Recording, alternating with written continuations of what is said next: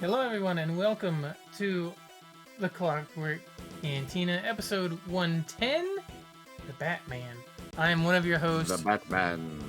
the Batman, Josh Dino 2, and this is the other host of the I'm show. DT3. What's up, everybody? We are talking about the Batman. Hello. Yes. So, just to start us off, we're having a weird issue with Discord, so we're using OBS Ninja to broadcast audio. So if Yeah. Daniel is too quiet, or if some For weird some audio reason, thing's my happening, let us know and I can fix it. yeah.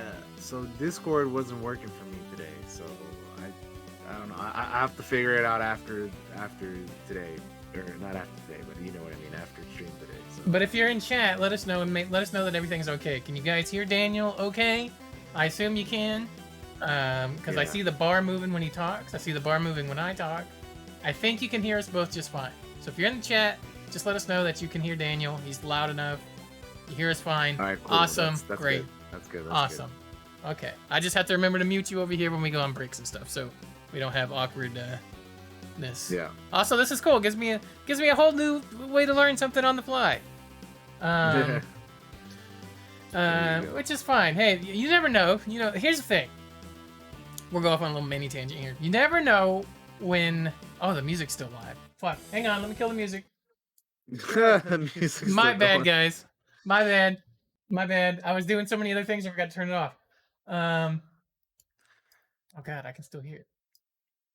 Well, we had some pretty intense music probably for our intros here this episode.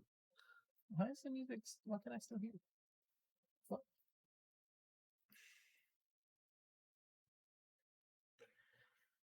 Okay, that was weird. Okay. Weirdness, guys. It's fine. It happens. Things happen. It's all right. It's okay. But here's the thing: you never know when we might need to use this for some other purpose, and now we're learning how to use it now in a troubleshooting state. On the that fly, we might need baby. it later. We're doing it live. We're doing it live. So I'm glad somebody said, "Hey, Josh, you got the music still playing." Thank you for that. Also, happy birthday to my mom. It's my mom's birthday. Hey, happy birthday.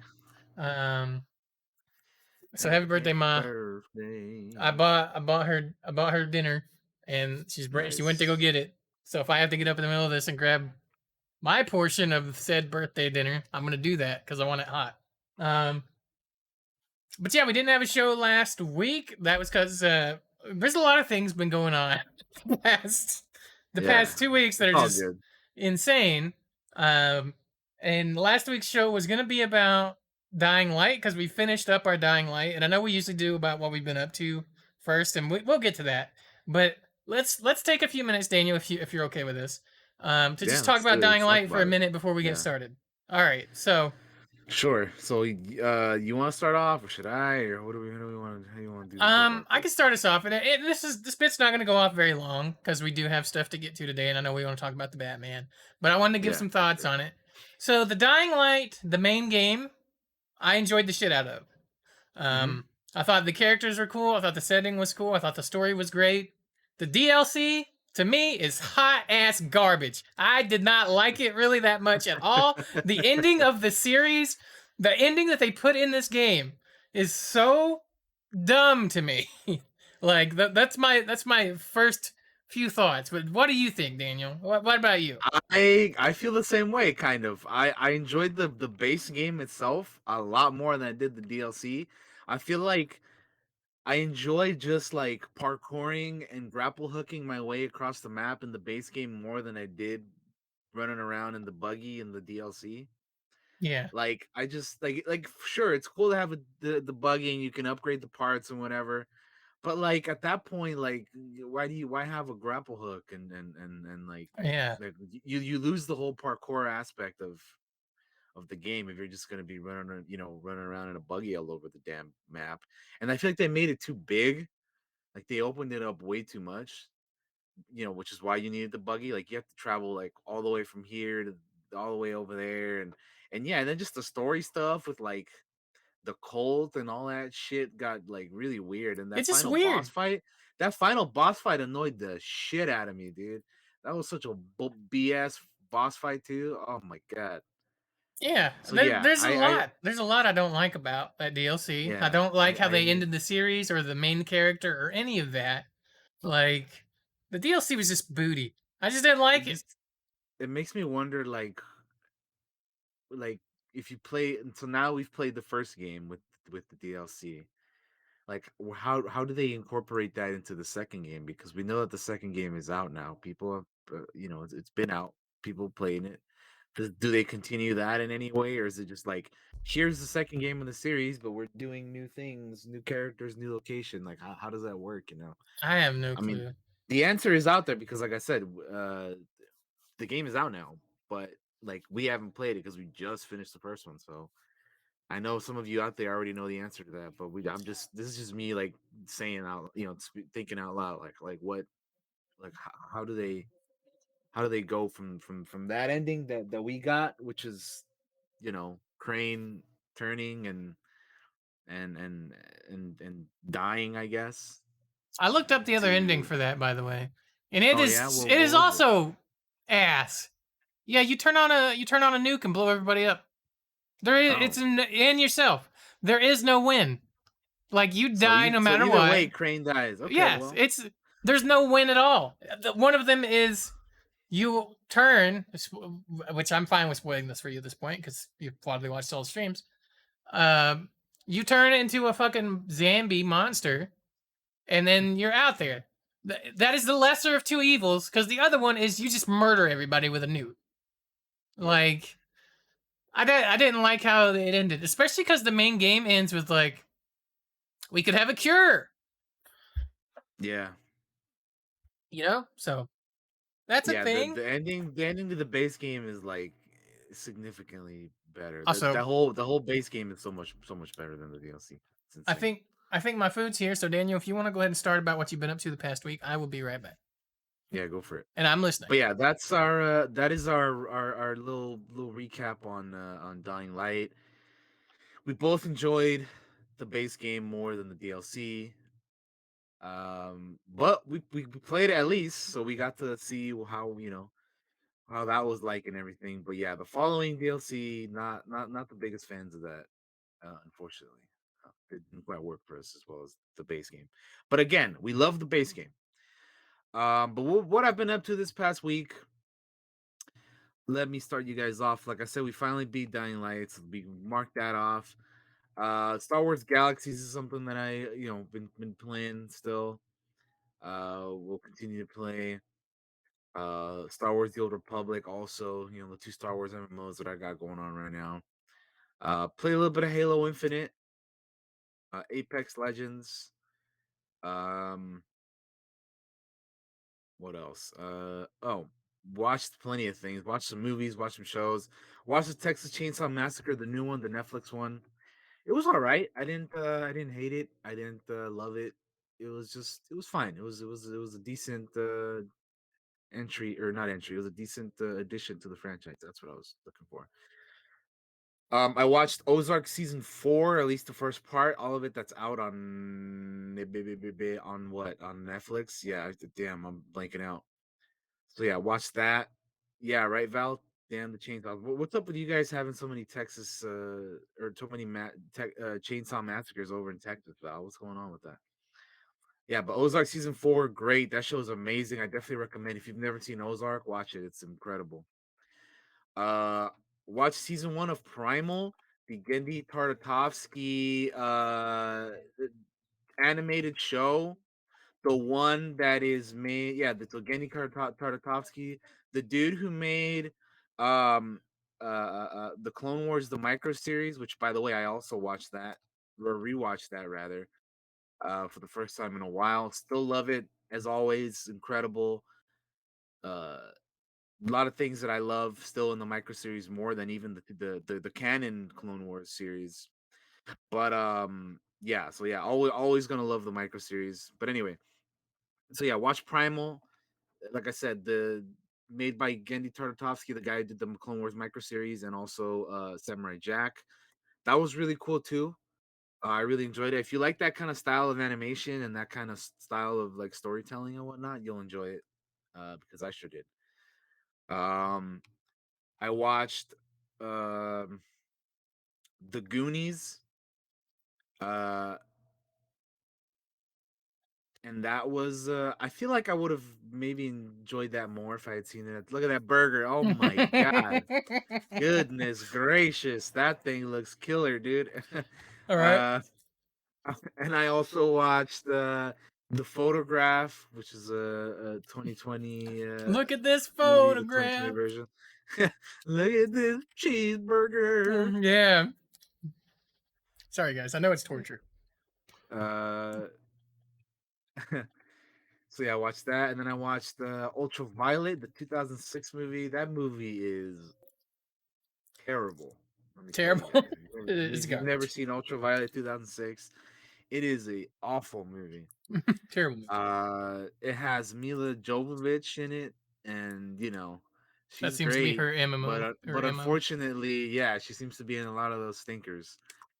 And the CG dude for a 2006 movie has aged horribly.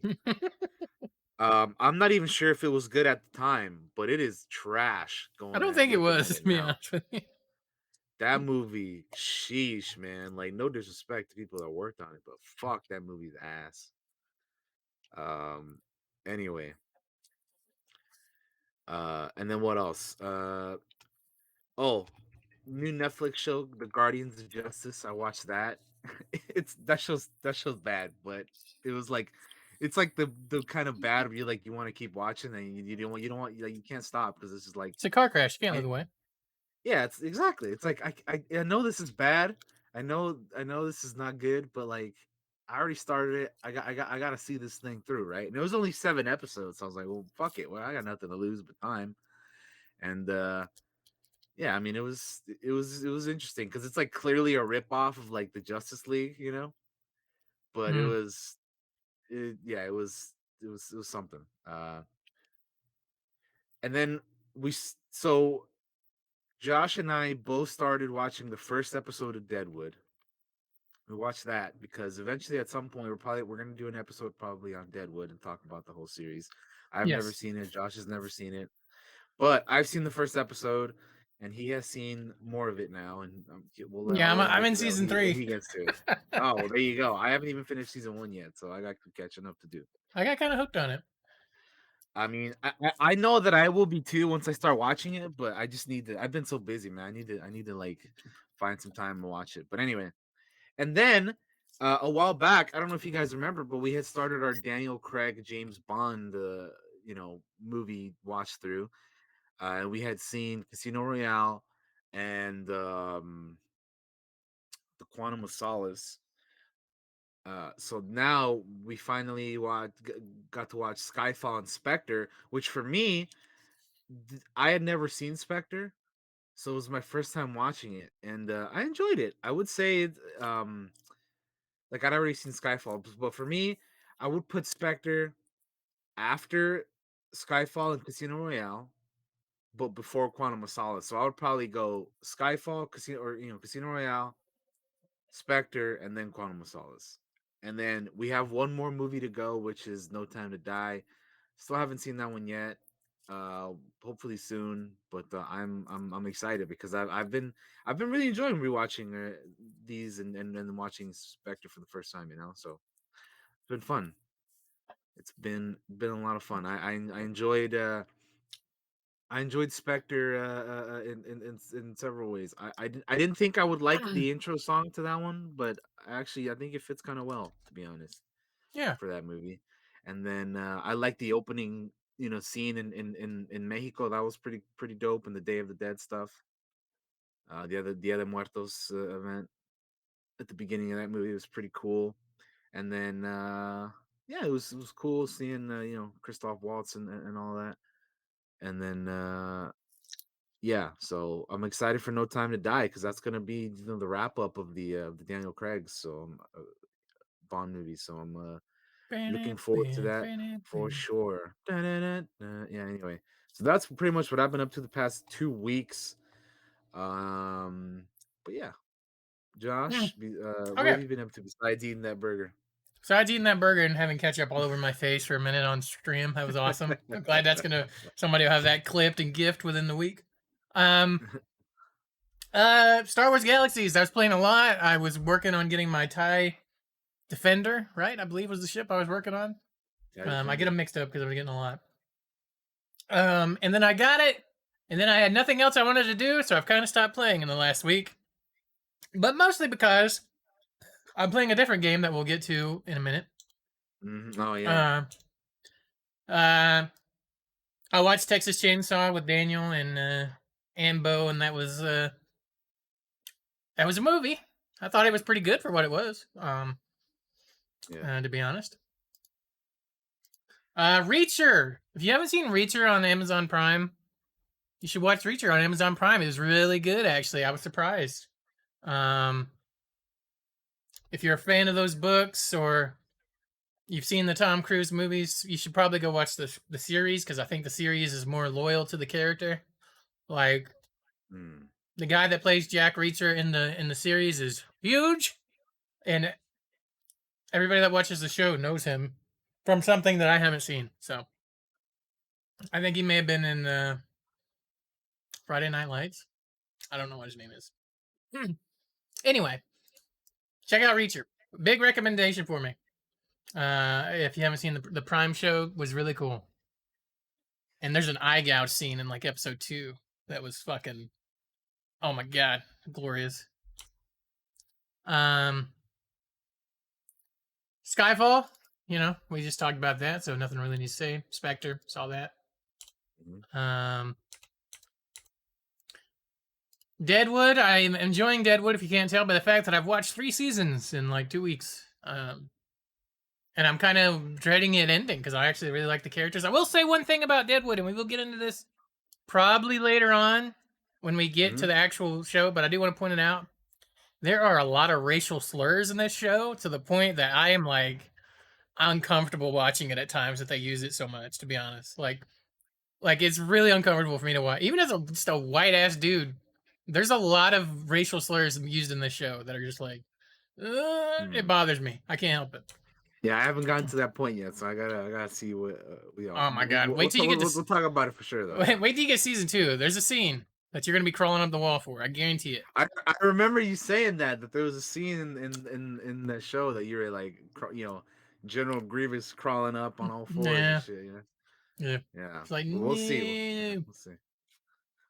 Uh, I've been wanting to watch the documentary again. I've seen it before. Blackfish, which is about the um sea world whales that killed a trainer. They had a documentary over that. I just watched it again because I wanted to. I hadn't seen it in a while. I don't know why. I just did.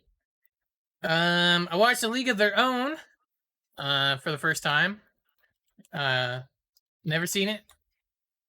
Pretty good movie with Tom Hanks. I almost said Tom Cruise because I was still in Reacher mode. Tom Hanks and Gina Davis, and I'll watch anything with Tom Hanks in it. So Hmm. I just watched it on my own. Um, a lot. Okay, here's the big game that I've been playing.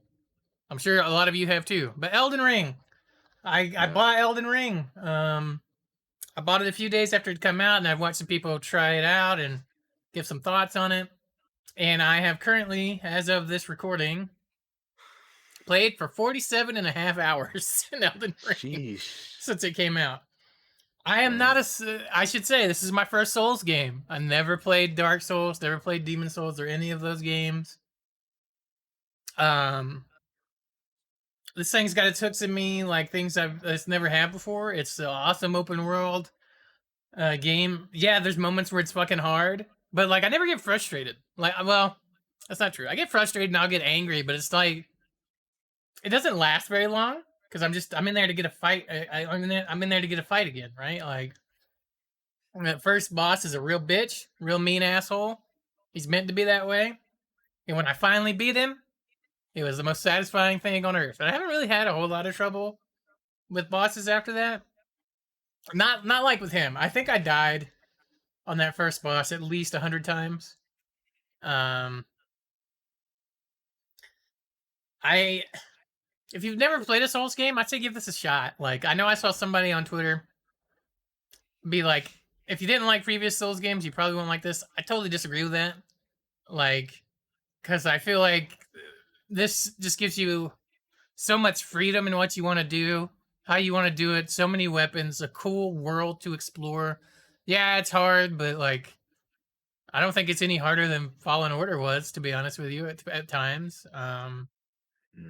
Um, when you die and lose your souls, your runes, whatever your power, ability to level up, it's just like, damn, that sucks. Oh well, I guess I'll just go farm some more. You know, like it's I'm having a lot of fun. And I feel like my playtime reflects that I'm having a lot of fun. I was playing 2 hours before we started stream. If we weren't streaming right now, I'd be playing it. All right. I've been playing it on the controller, and I just reached the part uh, that has some of the weirdest looking enemies I've seen, um, and just creepy. So if you've never tried a Souls game, I say try Elden Ring. I don't care what other people say. Like buy it on Steam. If you don't like it, return it. You know, you got the this that Steam refund's nice. So check it out. Um, we're not gonna spend a lot of time on this just because it's dark, but like I've been watching a lot of the news coverage of the Ukraine-Russian war that's been going on, and that's kind of like those first few days, I couldn't take my eyes off of it, and like to the point that it was a detriment probably to my health that I looked at it so much. But hats off to all those people over there fighting in Ukraine, uh, Yeah. and that we're not gonna spend a lot of time on that because it is a bit of a downer, but um. And the last thing is Clockwork Cantina is now available on Amazon Music and Stitcher. So Hey, hell so yeah. I went through and got that stuff sorted out yesterday. I was like, I need to add us on more things. So we're on more things now. Excellent. We're out to an even wider audience than before. Aha. We All are right, Daniel. on a lot of places. If we want to begin the news, or if you have anything you want to say or add on to any of that stuff, please let us get No, started. I mean, I think the only thing I will add on is that I have also, like, particularly early on in the whole Russian Yes. Ukraine conflict, I was kind of really keeping an eye on that as well.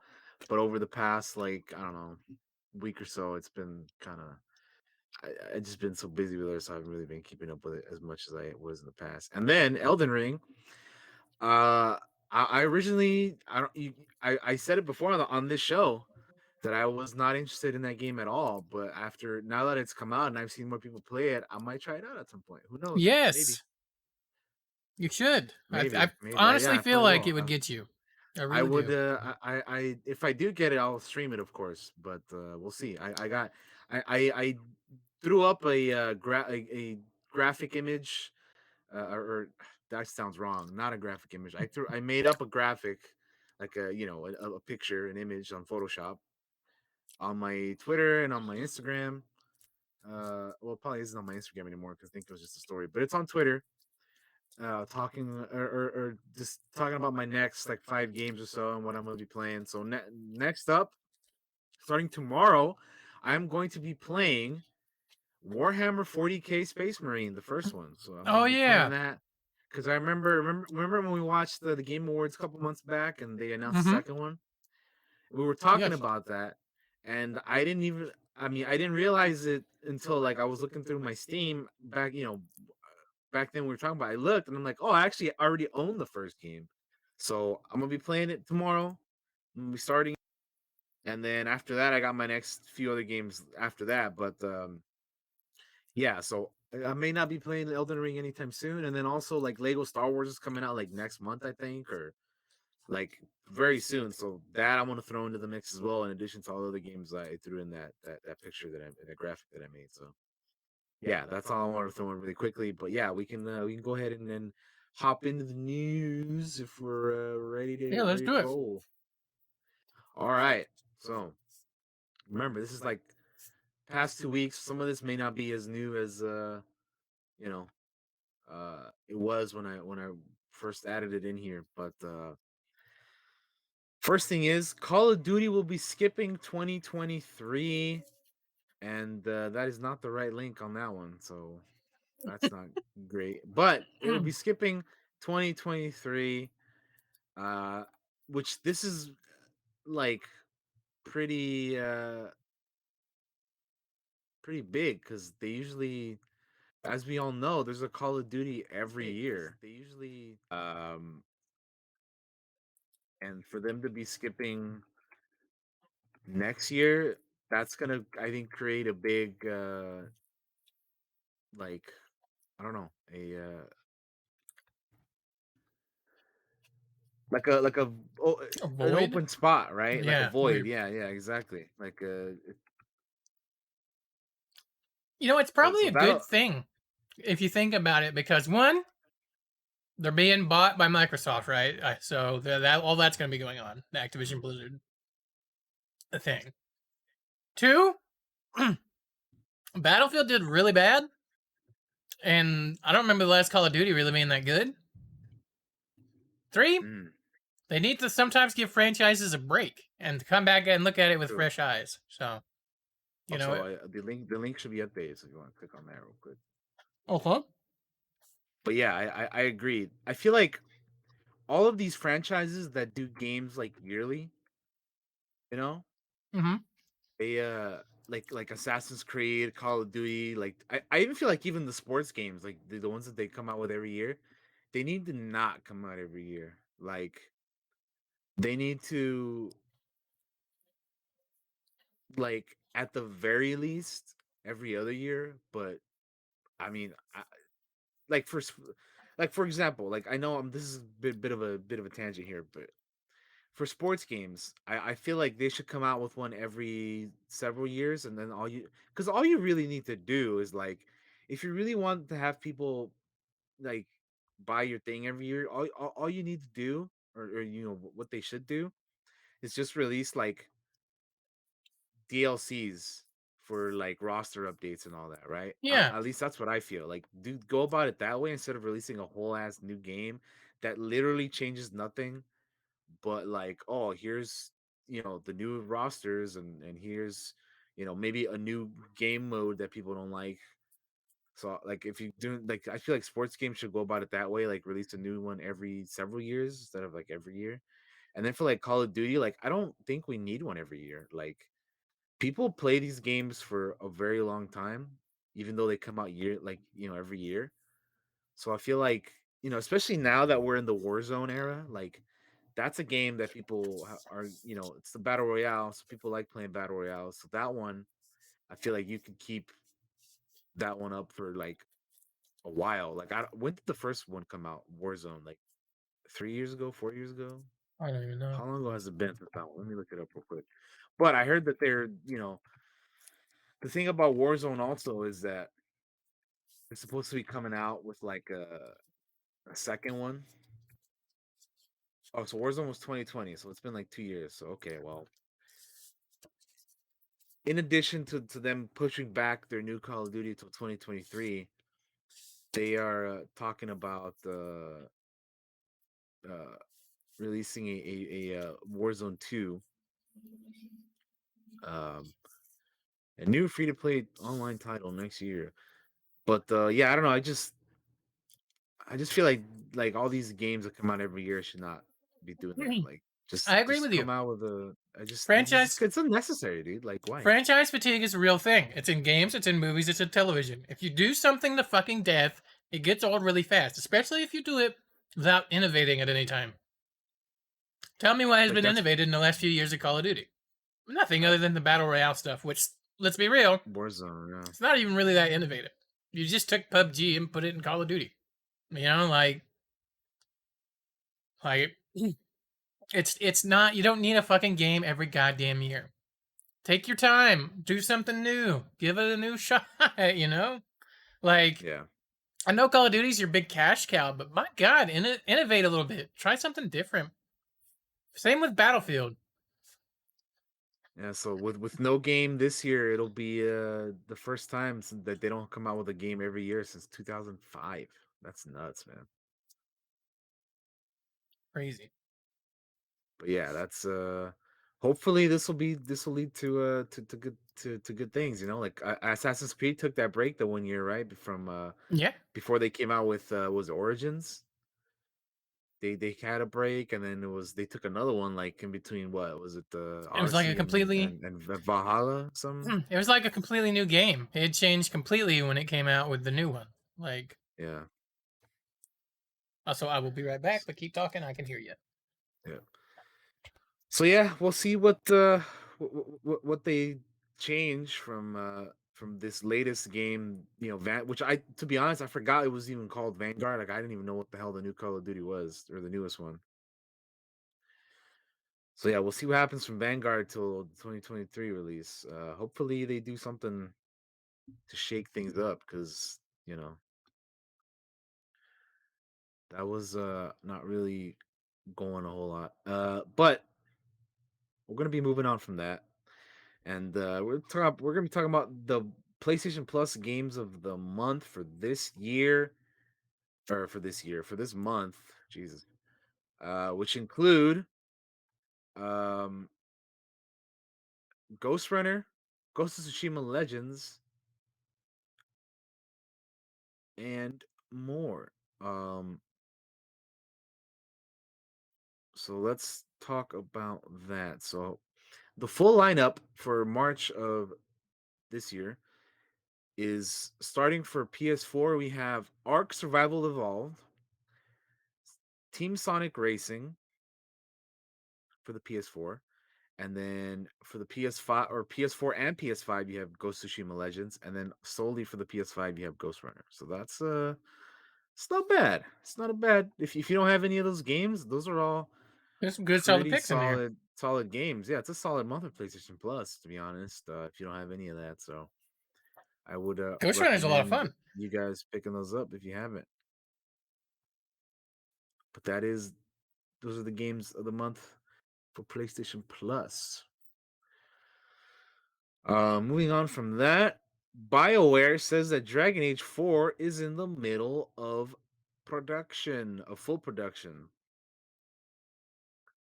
Uh, so they made a post uh talking about uh an update on the game production for that. Um and they said I want to read the little quote here from the blog post over at blog.bioware.com. You guys can go check that out. This is from the February 23rd update. Um, as you may know, there are a few different stages of games development. First are the concept and pre-production phases, when the team works on a creative vision for a game and starts laying down the technical foundations, basically creating the conceptual and technological blueprint for the game. Iteration and flexibility are key here, as ideas and game mechanics are proposed, tested out, and refined. Once the blueprint is complete, the production phase begins. Production is all about executing on the blueprint, taking those ideas and turning them into a working game. Eventually, the team hits alpha, then beta, where the polish happens and the things that are special really come to life. For the next Dragon Age, we are in the middle of production, which is a great feeling. Our blueprint was completed last year, so we're now focused on building out our vision, creating amazing environments, deep characters, strong gameplay, impactful writing, emotional cinematics, and much more. The blueprint for the game is well understood and the team is focused. As we continue our journey, we wanted to wish Christian Daly a heartfelt farewell from BioWare. Christian started with them back in 2018 and has been a big influence on their games and leadership, most recently as executive producer over Dragon Age's development. Um, the strong leadership team of industry and Dragon Age veterans is in the place to carry us through the production and beyond. The game, the game's production director is Mac Walters, who recently led development for the Mass Effect Legendary Edition and has an 18-year history with BioWare. Corinne Bush, who has been leading the design direction for Dragon Age, is our game director.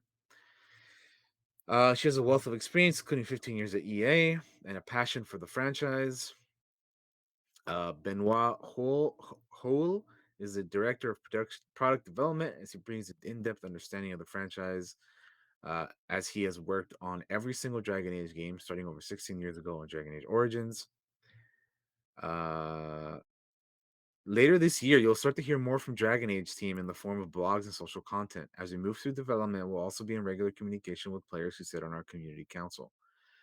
As passionate fans like you, we take their feedback seriously. We're also listening to all of you to share your thoughts and experience.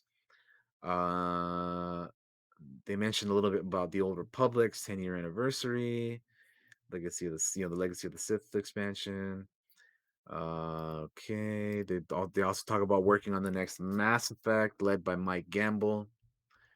But yeah, it's a little bit of an update on Dragon Age 4. So, what do you think about what they were saying there, Josh? Um, I'm actually kind of curious to know why they felt the need to post this update. We've known Dragon Age is in production. We've known they had to reboot it at one point. That EA was like, "Hey, we don't like what this is right now," or something similar to that. Right around the time they were trying to salvage Anthem. Remember, and EA came up there and was like, "Yeah, we're Oh just yeah, I gonna kill remember that. this kind of thing Yeah. with Anthem," and then they were just like, "So I know there's rumors of all that stuff. I'm pretty sure that they had to restart Dragon Age development at one point." Um, uh, so I'm not sure why they posted this. I will say that this Bioware really has to fucking hit a home run with this, or they're gonna be dead to me. Because let's be real, a lot of the people working on this game aren't people that have worked on the previous ones. I mean, some of them are, but like the heavy hitters like Mike Laidlaw and Mark Dara and others have moved on to other things. They're not at the company anymore. And those were the people that made those games great. Um, not to say like that they're the only ones, obviously, and I'm sure there are some veterans still working here, but like those were always the people you saw. Like Mark Dara was always on Twitter, always answering questions. He doesn't work there anymore. He has a YouTube channel that you can check out instead. Um, so for me, BioWare needs to show me that they can hit one out of the park. Because if they fail here, it's because of them. Because from my understanding, EA is giving them like total freedom to do this one. You know, I'm so sick of Mm. hearing like EA's killing this shit. It is not EA anymore, guys. Like I know you want to blame somebody for that shit, but the company of BioWare are the people in charge of this. The company at BioWare are the people writing the story. They're the ones working on the game. If it comes out and it falls flat, that's on them. All right, this time. Trust me, EA does not want it to fail. EA is the one that told them to restart this game and get that fucking like microtransaction and live service shit the fuck out of there after the failure of what that was Anthem, right? So they need to come out and hit a home run because if they don't, then I don't have any hope for BioWare in the future. I don't have any hope for the next Mass Effect. I don't have much hope for anything that they do for a long, long time if they don't nail it. So they need to take their time with it. They need to not rush it. They need to hit a home run, and I want them to hit a home run because I want the Bioware of old. Even though I will never get the Bioware of old because the Bioware of old had all those other people there, and this is like a bunch of new people for the most part. Yeah. Yeah, I but get you. but the All right. company was built on deep RPGs, and that's what they need to get back to. Okay, I've said my piece. Cool. I'm out of breath. Yep. We can move on. All right.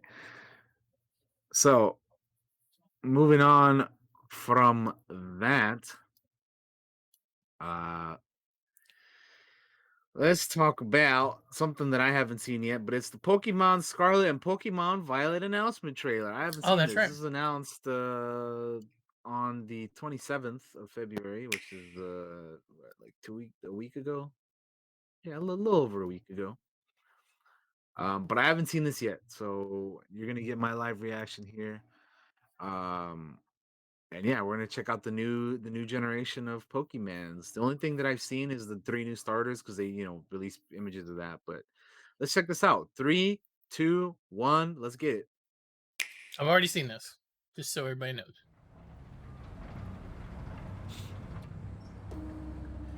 Pokemon. Wait a minute. This This trailer is mostly live action, by the way. not yeah. I was like, this is not what I was. I'm like, I literally looked. I was like, is this the right video? I'm like, yeah, it is. Okay. I'm like, what? Yeah, they're going to live action for this next generation. Goddamn.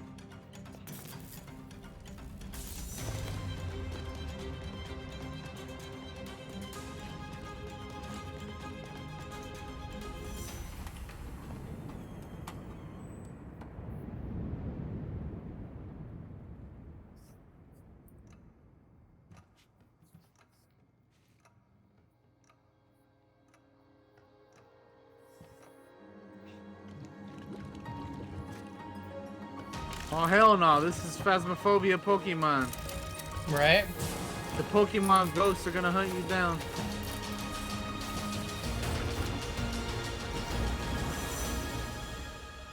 What? This isn't actually Pokemon. This is a dude that gets sucked into a Pokemon world and has to solve a murder, right? Because he's a police detective. Yeah, exactly.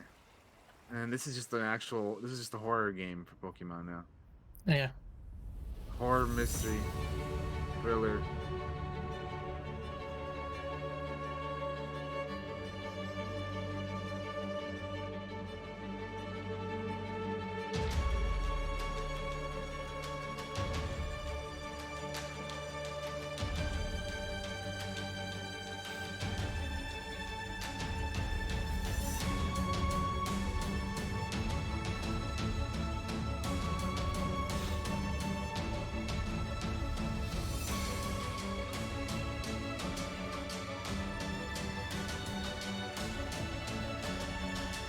Oh, look at that.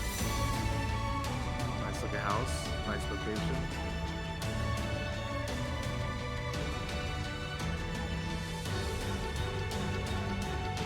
I love how they insist on giving you the dumbest fucking hat in every game. Like, dang, they got Nintendo Switches and Pokemon now too. It's like, dang.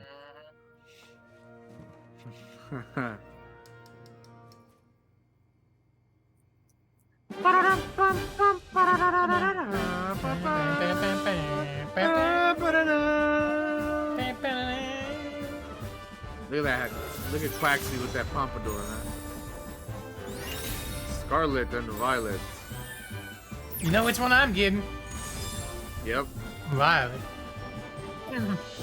All new entry in the Pokemon series, releasing worldwide in late 2022.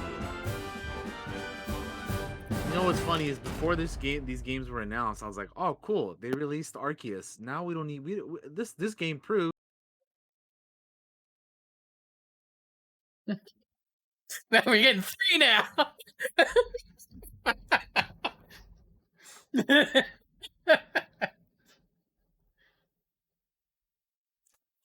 It makes me feel like they started development on Arceus, right? And they looked at it and was like, "This is going to be a hit." And the moment that it Arceus got like halfway through production, and they were like, let's make 2 more, but we'll do it better, and we won't tell anybody. So Arceus is out, so people will spend their money. There's a fat, evil Japanese businessman behind a desk, just laughing evilly and rubbing his hands together. That Game Freak, like, yes, yes. Daniel's muted. Oh shit, I didn't realize that. Well, He shouldn't be. Can you hear him now? Hello, Daniel, say something. can you guys hear me now? Is that Oh, all right? hang on. Let me Is that what happened? We good? say something else, Daniel. What's good? What's good? What happened? Can I you not think hear it. me? I think it Is it happened. when you It's switch the low. scenes or what? Yeah, I think it's when we switched scenes, things got messed up, but I fixed it. Okay. All right, again, guys. Sorry. Got you. He's very quiet. All right, Is he still quiet? Yeah, remember we're doing things a little differently this week because my Discord is not working today for whatever Yes. reason. I don't know Yeah, why just let me why it's know as not things working. go. I'm turning him up. So I'm trying to turn him up. So So usually we do audio on Discord, but this week it's not working for me, so I have to we were doing it another way. So that's why it's things are a little wonky this week. I think you're as loud as I can make you right now.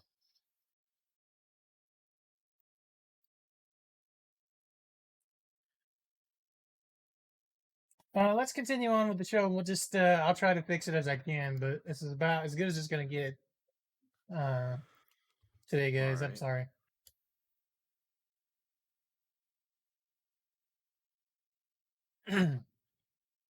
What's next, Daniel? All right. Next up, let's talk about Back for Blood and how they're going to be having a new expansion arriving on April 12th. It is called the Tunnels of Terror, expansion number 1. And there's a graphic image with all of the stuff that is going to be new to the new expansion. So we have new warped ridden. We have the Ripper, the Shredder, the Urchin. There's going to be 8 exclusive skins, 2 new cleaners, Charisse and Hang. You got Ridden Hives, new PvE activities. You got new weapon skins and whatnot, warp chests, skull totems, 15 cards, legendary weapons and attachments, plus more. Coming all on April 12th, which is pretty cool. Um, I don't think people compare this game a lot to Left 4 Dead, which of course, easy comparison to make. But like, I don't did Left 4 Dead ever really do like, I mean, like expansions or like recent years, like a couple years back, they did like a DLC or whatever, where they added like a new map and stuff. But like, I don't really think they ever did like this kind of stuff, right? I don't think so. Not like not like this. Not that I can remember. Although it's been a long fucking time. Um, Also, Daniel, your audio is good now. I changed the setting. It is gravy. So All right, it should cool. As be long just as like people normal. can hear, it's all good, man. It's a learning process, guys. Sorry if Daniel was a little quiet up there in those early ones, but I've since rectified it, I believe. But yeah, I don't All remember right, them. I don't remember them doing it, but maybe they did. Um, cool. Yeah. So yeah, I don't even have Back for Blood yet. It's a game that I do plan on getting at some point because I want to shoot some zombies in a modern Left 4 Dead type game, and yeah, I like that style of game, but I just haven't been able to pick this one up yet. I will at some point, and then try out all these expansions and whatnot. It'll be fun. So yeah, it's cool. I like that they'll be adding expansions. I don't know how frequent these are going to be, but I mean this is expansion number 1, and this game has been out since what, like October of last year. So yeah. it's cool. There'll be plenty of things to do on it. And if they keep adding more, I don't know how many more they plan on doing or whatever, but that's a good sign that they're gonna keep adding more stuff to it. Yes, indeed. I just had a mini freak out because I was like, "I'm recording, right?" And I looked over. I am recording. I'm trying to make sure everything's working right. Oh god. Uh, what's next? Next thing you got is Forspoken has been delayed to October. The upcoming magic-based RPG from Square Enix and Luminous Productions has been delayed to October. It was originally supposed to be releasing on May 24th. Uh, and has now been moved to October 11th. Luminous Productions announced to the news today, citing a need for more time to work on a game and deliver the promise of its vision for this magic-based RPG. So they threw up a tweet, and I will read that for you guys here. It says, "We have made the decision to move the release date for Forspoken to October 11th, 2022. Our vision for this exciting new IP is to deliver a game world and hero that gamers across the globe will want to experience for years to come. So getting it right is extremely important to us. To that end, During the next few months, we will focus all of our efforts on polishing the game and can't wait for you to experience Frey's journey this fall. Thank you all for understanding and continued support. We look forward to sharing more about Forspoken with you all. I mean, I feel like if you're going to be my initial thoughts on this is if you're going to be charging $70 for this game, then you better fucking it better be like good You better release, hit a right? home Like run. Yeah, because yeah. I'll be honest, that last video that they've shown us of it didn't really, if anything, it made me not want to play it because I didn't think it looked necessarily that, from what they've shown, looked that good. Obviously, things get polished up later on and stuff like that to me. But it's not a game I'm looking forward to, but it might be one of those that surprises me as they work on it and I get more info and gets polished up and stuff. Um, But we always say about delays is that we're fine with delays because keep working on the game, make it great. You better hit a home run. Straight up. That's what we want. It's what your players expect nowadays, right? So, Yep. Yep. all right. That's all I got for the news. I don't know if you got anything for Just gaming, but one that's little all I threw tiny in there. thing, which is that WWE is having talks with EA about video games in the future. So, Oh. Huh. I Well, I think mean they do every other sports game, so why not wrestling too, right? that's the thing, right? Like I think the two, so WWE 2K, the new 2K game comes out next week, and they took a year off. Remember when we were talking earlier about Yeah. sports games to need to take a game like a year or two off every once in a while and Yeah. just update rosters? Well, they did that because the 2K game before this one was absolute dog shit. I mean, absolute wipe your feet off with it, dog shit. Like it was garbage, hot garbage, dog shit in a bag on fire on your neighbor's porch, garbage, and uh they seem to want to change that. Hang on, guys, it's raining. I need to close my window. But you can still hear me talking because I'm talking. It's raining. Yes, it's raining. So that comes out next week, and I'm super interested in that. But I guess from my understanding, 2K got Yep. very unhappy with how WWE was cutting wrestlers, and they were having to make changes and stuff like that a lot. So it makes sense for them, for WWE to be like that relationship is sour. Mm. And I think it also did not help that the previous 2K game was once again dog shit. Yeah. So I'm back. Sorry. Um, does that mean that the EA game will be good if they do it? I have no fucking clue. I'm actually really interested in the new 2K game because they had a GM mode back in there and stuff. So I might check that out. I that's one of my favorite things in the sports games is the GM/manager mode. I love that shit, dude. It's like Especially so with fun. wrestling games. Um, but yeah, like I could do a whole series if Daniel and I had if I had a copy and he had a copy and you could do multiplayer GM mode, like we could put our brands against each other. That'd be cool. Uh, kind of like what Xavier Woods does or used to do with Tyler Breeze over there on his YouTube channel, the Battle of the Brand stuff. Super entertaining. Cool. All right. I don't have anything else, Daniel. So if you want to move on to the television news, we can do that. Yeah, let's go ahead and do that. Uh First thing we have here for the television news is that uh John Williams is returning to the Star Wars universe to make the Obi-Wan Kenobi theme, which I am very excited about. Uh, the last thing he did was the sequel trilogy soundtracks, which, regardless of how you feel about those movies, because I certainly am not the biggest fan of them, uh,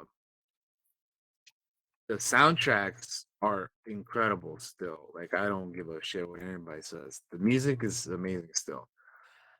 So and you know he's the goat, dude. Like we love Star Wars music because of him. So I'm excited that he's coming back and doing Obi-Wan's theme and music for that show because I'm sure it's gonna be. I'm sure he's gonna turn out another classic, man. Like how could you not for the Obi-Wan theme, right? So I am very excited. He was recording uh like almost a month ago in February. So it's already been happening, and apparently he was recording with the Los Angeles Orchestra under tight security.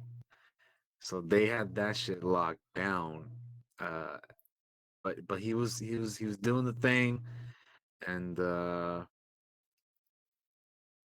and yeah, he's still going, man. At the age of 90 years old, man, he's still churning out Star Wars music, Oh man. yeah, It's a beautiful thing. I can't wait to hear what the theme for this one's gonna be. agreed. I can't wait. Like John Williams is like the fucking man when it comes to Star Wars. So it's awesome that he's going to be doing the theme for that. And I can't wait to hear it. I can't wait till we get more info on it and learn more about it. So I eagerly anticipate. Moving from that, we have some Ironheart casting news. This is us actress uh Lyric Ross has joined the Ironheart series. She has joined Dominique Thorne and Anthony Ramos in Ironheart, the Disney Plus featuring the titular Iron Man adjacent character. Thorne will star as Riri Williams, so she's going to be playing the main character. But as for the newest actress, Lyric Ross, joining the cast, she will be playing um, Williams's best friend. Um, so we have, and then Anthony Ramos's character is being kept secret, but sources are saying that he could be the show's villain. So far, the casting for the show, we got the main character, the best friend, and then potentially the villain. So it's not the that seems kind of like what you would expect if you're going to be starting to cast people for the show. Like those three characters are probably pretty the ones you probably want to have, So Yeah. makes a whole lot of sense. We'll see what they keep doing with this show. I know a little bit about the Ironheart character, but not too much because she's more of like a. I want to say she's more of a recent character, like within the past several years in comics, right? Like I forget when she was created, but I don't think she's like you know in comparison to some of these other characters, I feel like she's definitely newer. Uh, but yeah, um, anyway, yeah, so that's cool. More casting news for MCU stuff. Um, the Twisted Metal TV series. We talked about that because we know that um I'm gonna say Disney PlayStation is gonna be doing more TV shows and movies and whatnot. So they had this Anthony Mackie Twisted Metal show, uh, like trying to they were trying to land it somewhere, but apparently it is now going to be over at Peacock. They finally got it to a streaming service, and yeah, it's Peacock because it was first in development. It was first reported as being in development back in February 2021, and since then, they've been uh, doing their thing, working on the show. They were trying to find, like I said, somebody to. They're trying to find a streaming service or somewhere to put it on. I feel like there was a few places that we had talked about maybe where it could potentially be. Like I don't know if they ever like talked about it being on like um like network, no, not like network TV, but like paid TV, like Showtime or something like that, you know. But it's you know, guess no more because like I said, Peacock is where it's gonna be. So yeah, um, we'll see how this show goes, man. I don't know. They have Peacock or Anthony Mackie will not only star and executive produce. He executive produce the show. Uh, but he's going to be playing John Doe, uh, who is a milkman who talks as fast as he drives. Uh, That sounds terrible. That sounds awful. Like, what the fuck? just listening to Josh, like that sounds horrible. That sounds. No, yeah, That sounds no, awful. that doesn't make you want to watch it. Dude. He's a smart ass milkman who talks as fast as he drives. Come on, man. With When no is memory this of his set? past, John Doe gets a once in a lifetime opportunity to make his wish of finding community come true. But only if he can survive an onslaught of savage vehicular combat. With the help of a trigger happy car thief, he'll face savage marauders driving vehicles of destruction and other dangers of the open road, including a deranged clown who drives an all too familiar ice cream truck. Oh, Or you man. could go watch the Jason Statham classic, Death Race, instead. And it's uh, not even 2 hours. I don't know how this is going to be a series. Of all the things for them to make a show out of, why Twisted Metal? Like, I would watch a sci-fi filter show long before I'd watch fucking Sweet Tooth go I around feel in his ice like cream truck. I feel like if they're making this a show, because you know, like, because you were saying, I don't know how they're gonna make this one out of all games, right? Like, do you think that this is a little bit of a side question, but do you think that because they're making the show, do you think we're gonna be getting a new Twisted Metal game sometimes announced sometime this year Yeah, because of the they'll show? wanna cash in on it, right? Like, so Because I one thing probably. that I did not include in the news One thing I did not include in the news, but there was rumors that going around that Sony or PlayStation was gonna be resurrecting a uh older franchise or Yeah, IP or whatever makes that they sense. have not had in like a while. So I feel like if it was gonna be any of them, it probably would be Twisted Metal, right? Because especially now with this TV show coming out, so Yeah, I feel like that's a strong contender. I mean, obviously we don't know for a fact, but I feel like that's a pretty strong so contender there. that's a safe bet. Because I mean, what else could it be? Like, it's not, you know. Yeah, they Anyway, probably will. uh, moving on from that, uh, you can bite his shiny metal ass because John DiMaggio is returning to Futurama, completing the cast return to the Hulu revival show after a little bit of I'm sure negotiation and a bit of a social media tactical warfare here. Yeah, They finally managed to bring him back. So there you Hulu go, was never gonna Josh. You don't win. have to worry Hulu, about not watching the show because Hulu was never gonna win that fight. All right, they lost the moment that they didn't announce him like being in the show. What the fuck did you think was gonna happen? That character is one of the most popular characters. John DiMaggio is one of the most popular voice actors. All he all he had to do was push a little bit on Twitter, and you have a fucking war on your hands, Hulu. What were you thinking? You're really that dumb? Come on, you're $1 billion business. Pay the man. Fuck me. yeah. Yeah, I'm glad he's coming back, but I'm glad he's Mm-hmm. getting paid too. So it's just I'm glad it's gonna be working out because yeah, it would have been really really strange to have them bring everybody back except for him. Like Yep. I can like we don't have to worry about this anymore. But like who would you even have replaced him with? Like I can't even think of anybody. So I'm I glad that don't we don't have know. to worry about that anymore. He's coming back. He's coming back, man. So I believe that is everybody. Billy West is coming back. Katie Seagal, Lauren Tom, Phil Lamar. They're all coming back, man. So that's it's good news, everyone. So there you go. Indeed. Indeed. That debacle has been settled. Over at Netflix, the Cuphead show has been renewed for a second season.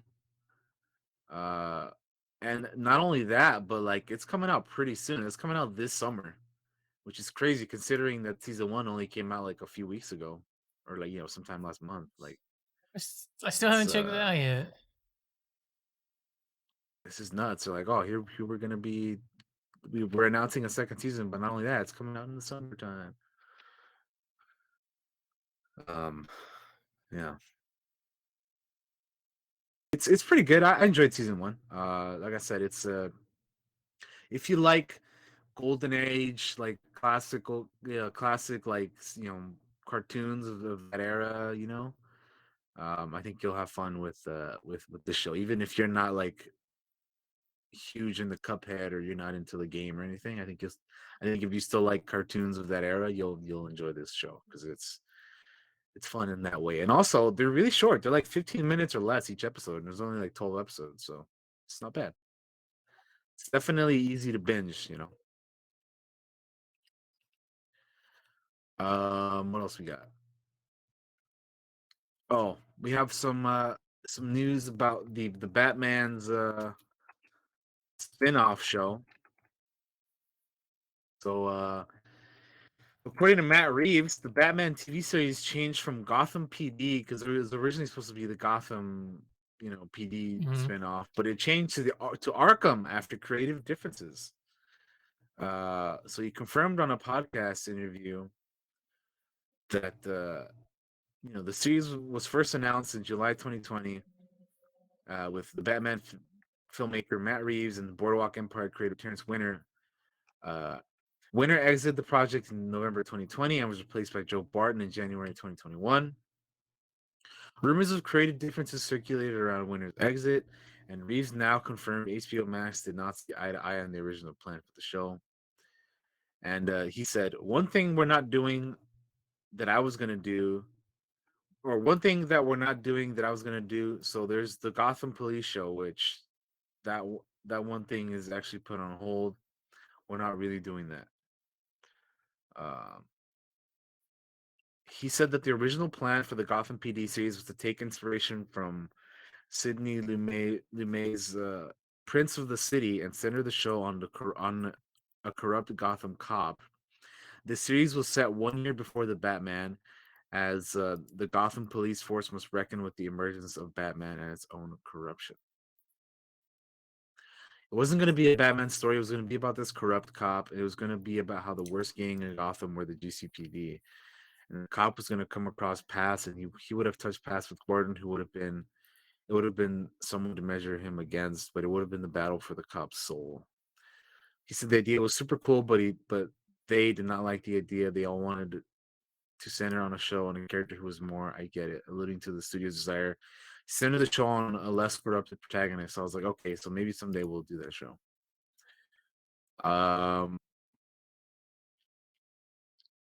But yeah, so they're switching the spin-off focus, which is interesting. Yeah, cool. Neat. Indeed. I have TV news, by the way. That broke 45 minutes ago. I'm gonna send it to you. I'm gonna send it to you on via the thing. I think it went through. You can just post it in here, yeah. Where is it? I sent it to you. I don't know. Or I can just post it in here. Oh, okay. Send it through here. Gotcha. Okay. Yeah, sorry. OBS Ninja was what I was saying. Yeah. This just dropped 45 minutes ago. So I was like, well, we got to talk about this. This is pretty big, actually. So, Josh, since you're the one that found this, you want to go ahead and tell the people what it is? So the article we have here is by Deadline. It is a God of War TV series adaptation is being eyed by Prime Video. So That's big, that's man. pretty big. That's a big one. What do you even like cast as Kratos? 'Cause that's a big motherfucker, dude. I don't know. Like, do you just get fucking what's his face, the dude who voices him? Because that's a Right? big motherfucker too. But or do you what do you do, man? Like, this is the potential for this is fucking amazing. But Mm-hmm. I don't know how I don't know how you do it, man. But yeah, I mean, we were literally just talking about. I was literally just mentioning when we were talking about Twisted Metal about how PlayStation is wanting to do more TVs and movies, and lo and behold, here we go. Mm-hmm. Fucking more PlayStation news. TV God of War by Prime Video. So Daniel, why don't you read us the I feel article like here? Amazon would be a sure. So, PlayStation's flagship action adventure franchise God of War is heading to television. Prime Video is in negotiations for a live-action TV series based on the hugely popular ancient mythology-themed game. The series adaptation comes from the Expanse creators slash executive producers Mark Fergus and Hawk Otsby, and the Wheel of Time executive producer showrunner Raf Judkins, as well as Sony Pictures Television and PlayStation Productions, which collaborate on all TV series based on PlayStation games. Reps for Sony and Amazon Studios, which likely will co-produce, had no comment, of course, because this is fresh. And that makes a whole lot of sense. Um, it would mark the biggest deal for a TV series based on a popular video game title. Because Peacock just landed Twisted Metal, we mentioned that earlier. HBO has The Last of Us with Pedro Pascal and Bella Ramsey, and then Netflix has Resident Evil TV series. Um, while Paramount Plus is set to debut Halo. So lots of we're kind of in a very interesting time for video game adaptations, right? Right? We're getting a I'm just lot of sitting here stuff thinking, happening right now. what do I want to be a show or a movie right now? That's what I'm sitting here just thinking to myself. Because That's isn't a it video Ghost of game. That's a Tsushima? good Ghost of question. Yeah, Tsushima's getting a movie, right? Like, aren't that is they're getting a movie. Yeah, they're getting a movie, which like I kind of hope they just stick with the guy who was. I kind of hope they stick with Daisuke because mm-hmm. he's I mean he's literally the dude. So and he's an actor, so just keep him. Like he was great. But anyway, yeah. I mean, obviously, Ghost of Tsushima, I'm excited for. That is a good question. I don't know what else I would want to. Oh, you know what? Horizon Zero Dawn would be dope. I'd like Yeah, to see that that'd as be a a dope movie or TV show. movie or show. Which I don't know what previews you got for the Batman, but I'm sure we'll talk about that. But they had Horizon in my Yeah, we preview. will. Um, I did too. I did okay, too. I Yeah. was curious. Um, Oh, and that's not even it, Josh. I didn't even mention Fallout has a TV yeah. series coming with Walton Goggins, and then there's a Mass Effect series adaptation being in the works too. There's oh my god, there's so much, man. But yeah, I mean, this is exciting. Depending on how they do it and who they cast and all that. I mean, When I are they gonna love give the God of War the people? game, so I'm very happy for this. When are they gonna give the people what they really want? The Fall Guys TV series, guys. When are we gonna get that? You could make that for kids. Oh That's man, all I'm saying. They could have a whole dude, kids department. honestly, you can make it like into a you can make it into an animated one, dude. Like Fall Guys animation. I think that would Hmm. work That'd like be fun. easily. Like that's Fucking you print money at that when's the point. Among Us TV series? Okay, a murder mystery every week to A solve. Mungie, Among Us? yeah, dude. Yeah, let's get the A little bit Among of a Us TV Mungie, series. dude. Fucking sus AF, dude. Oh my god. Yeah, when are we gonna get You asked the question, what I want to see. Now I'm actually thinking, what do I want to see? Because a lot of the stuff I want to see is like I don't know, like a lot of this stuff is getting adapted already. Like that would be interesting to see into live action. So I'm trying to think, what's this spews something into real that I life. What would. I would love for like some Warhammer, not necessarily live action, but like some dope ass animation stuff. I'd be down Hmm, for like even the 40K or the fantasy, either one. I think that would be like some cool um series is yeah, in a way we kind of got a D&D animated show because we got the Critical Role show, which is all based on D&D stuff. yeah, Um, mostly the Critical Role guys though. Um, and there's like a D&D movie coming, which is fucking weird. Um, I don't know, man. Like like I feel like you'd be crazy not to do a Gears of War movies or a TV series. Even though I don't play those games or anything, but Yeah, I don't really uh, play those either, so I can't say that I would really like to see one of that because I just don't know much about it. But yeah, I'm thinking now, like, what are we missing? Like I haven't played this game yet, and I hope to play it at some point this year. But like, what about like a Dragon Age show or something? yeah, Does you that could do a work Dragon Age. as a Yeah, what else? I'm trying to think. Like, oh, dude, you know what would be cool? Actually, now that I'm thinking about it, you know what would be dope? Fucking what's the Mafia, dude. Mafia? Yeah. Mafia, yeah, the Mafia games, dude. Those would be sick as a fucking like TV show. You could do that easily, man.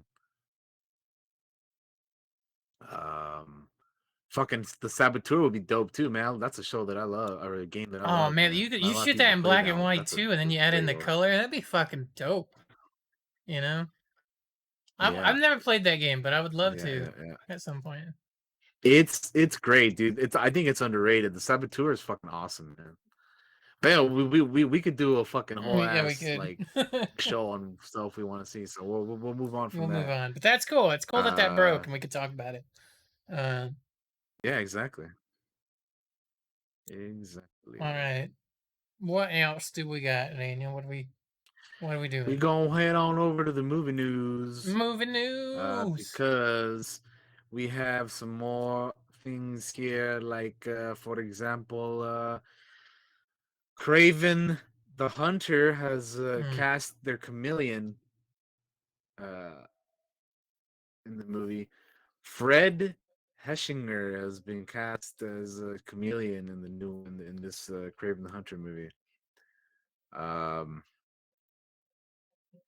which I don't know what the fuck they're doing with this movie, man. I don't know what they were You doing got the either. chameleon, you got Craven, you got fucking Madam Web and her Dakota Johnson. Like what are they? Actually, I don't even think she's a part of this movie, right? She's just they cast her as just Madam Web and something else. But anyway, I just I don't know what they're doing with this movie. And then also Alessandro Nivola was also cast in this movie. And he's going to be a villain in the movie.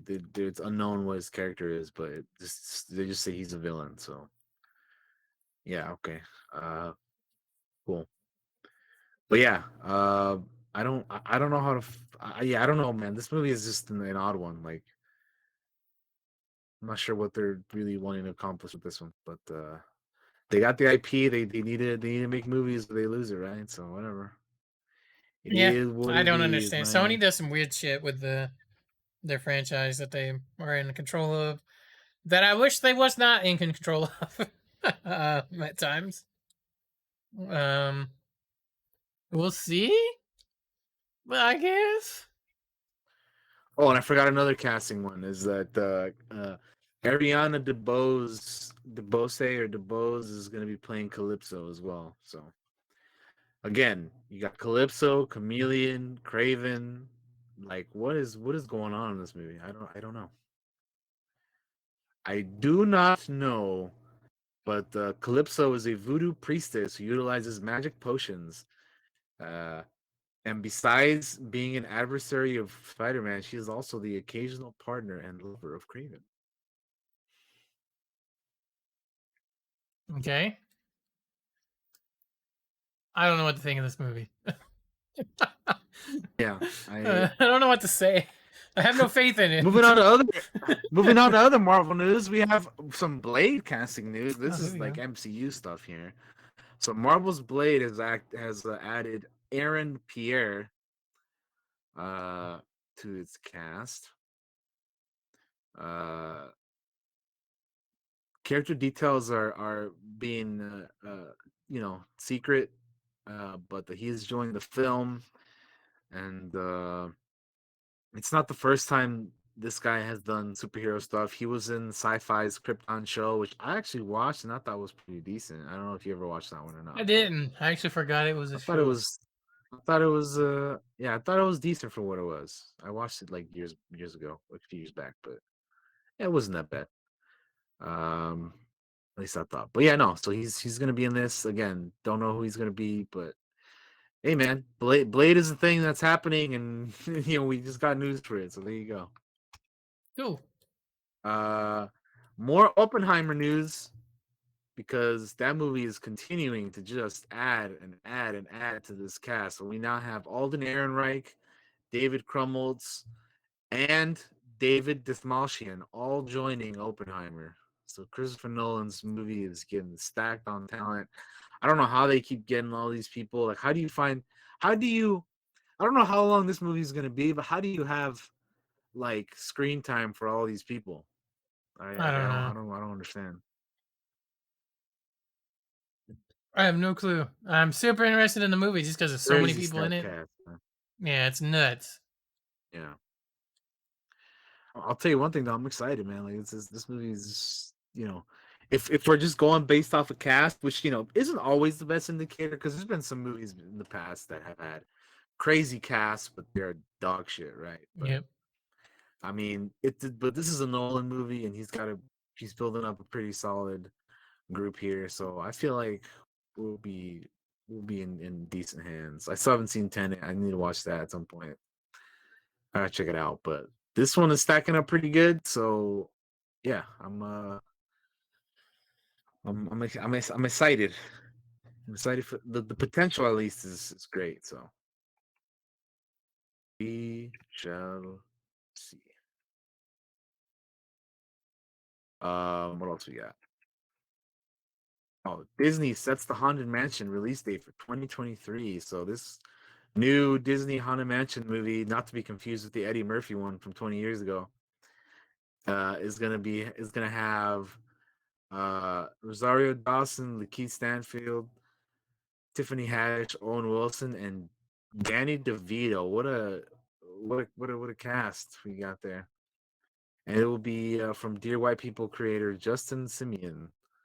Uh, the Haunted Mansion follows a mother and son who come across a mansion that is more than it seems. Along the way, they meet eccentric characters who are key to unlocking a mystery. The project filmed in New Orleans and Atlanta late last year. Uh, Dan Lin and Jonathan Eyrick, producers of the live action Aladdin, are producing uh, as well. Um, and Searchlight's The Banshees of what is this? Inisherin? Inisherin will open on limited release. That's something else. Okay. Well, that's just Why is more that other in? Disney news. Like, why is that in here? I don't understand. It's just other Disney news, I guess. They're just Oh like, yeah. oh, they They announced just this. throw it They're on talking about there. yeah. Well, it's Okay. like here's the release date for Haunted Mansion. Oh, and guess what? This other thing is also coming out at Got this you. point. But my thing is just I don't even know what that is. The Banshees of Inisherin. I didn't even know that was a thing. Anyway, it has Brendan Gleeson, Colin Farrell, Barry Keoghan, and Kerry Condon. That's a whole other movie though. I'm not sure what that is. I didn't know that was a thing. But anyway, Haunted Mansion. Uh, Disney loves making movies off the rides. Jungle Cruise, Pirates of the Caribbean, Tomorrowland. Now this one again. This is the second time they do a Haunted Mansion, man. Mm-hmm. That's crazy. Hopefully this one will be better than the Eddie Murphy one from 20 years ago. We'll see, man. I don't know. But yep. What a terrible movie. Moving on from that. Yeah, moving on from that, we have a new Alien movie is in development from Fede Alvarez and Ridley Scott producing. 20th Century Studios with Don't Breathe director Fede Alvarez is set to helm the project. Ridley Scott, director of the original movie, is producing. In addition to directorial duties, Alvarez is penning the script for the standalone film. Scott is producing via his Scott Free banner, and the movie is intended to stream on Hulu. Uh,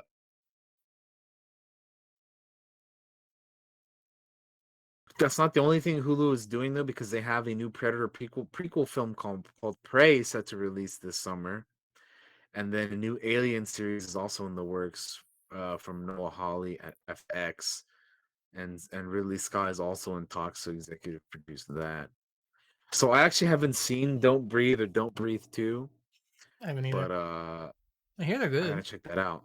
But the director of that is gonna be in charge of this. So I just hope that this new movie. I mean, I'm gonna say this, but I don't, and, being that it's gonna come out on Hulu, I don't know if there's, I don't know how high of a hope we can have, but I hope it's better than fucking Aliens. What was it, the last one?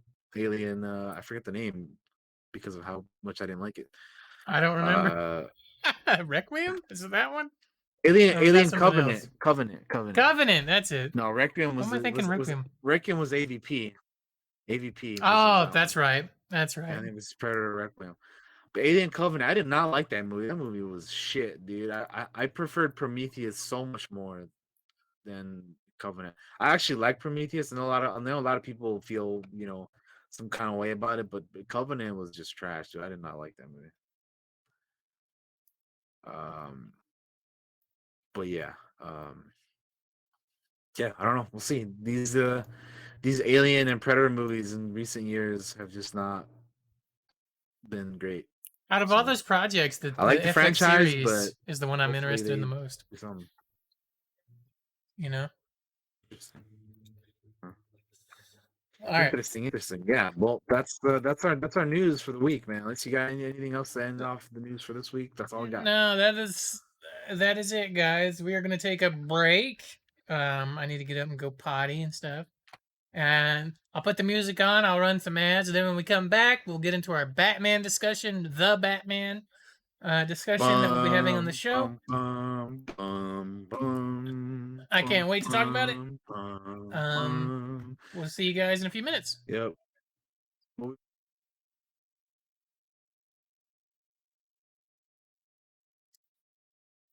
up.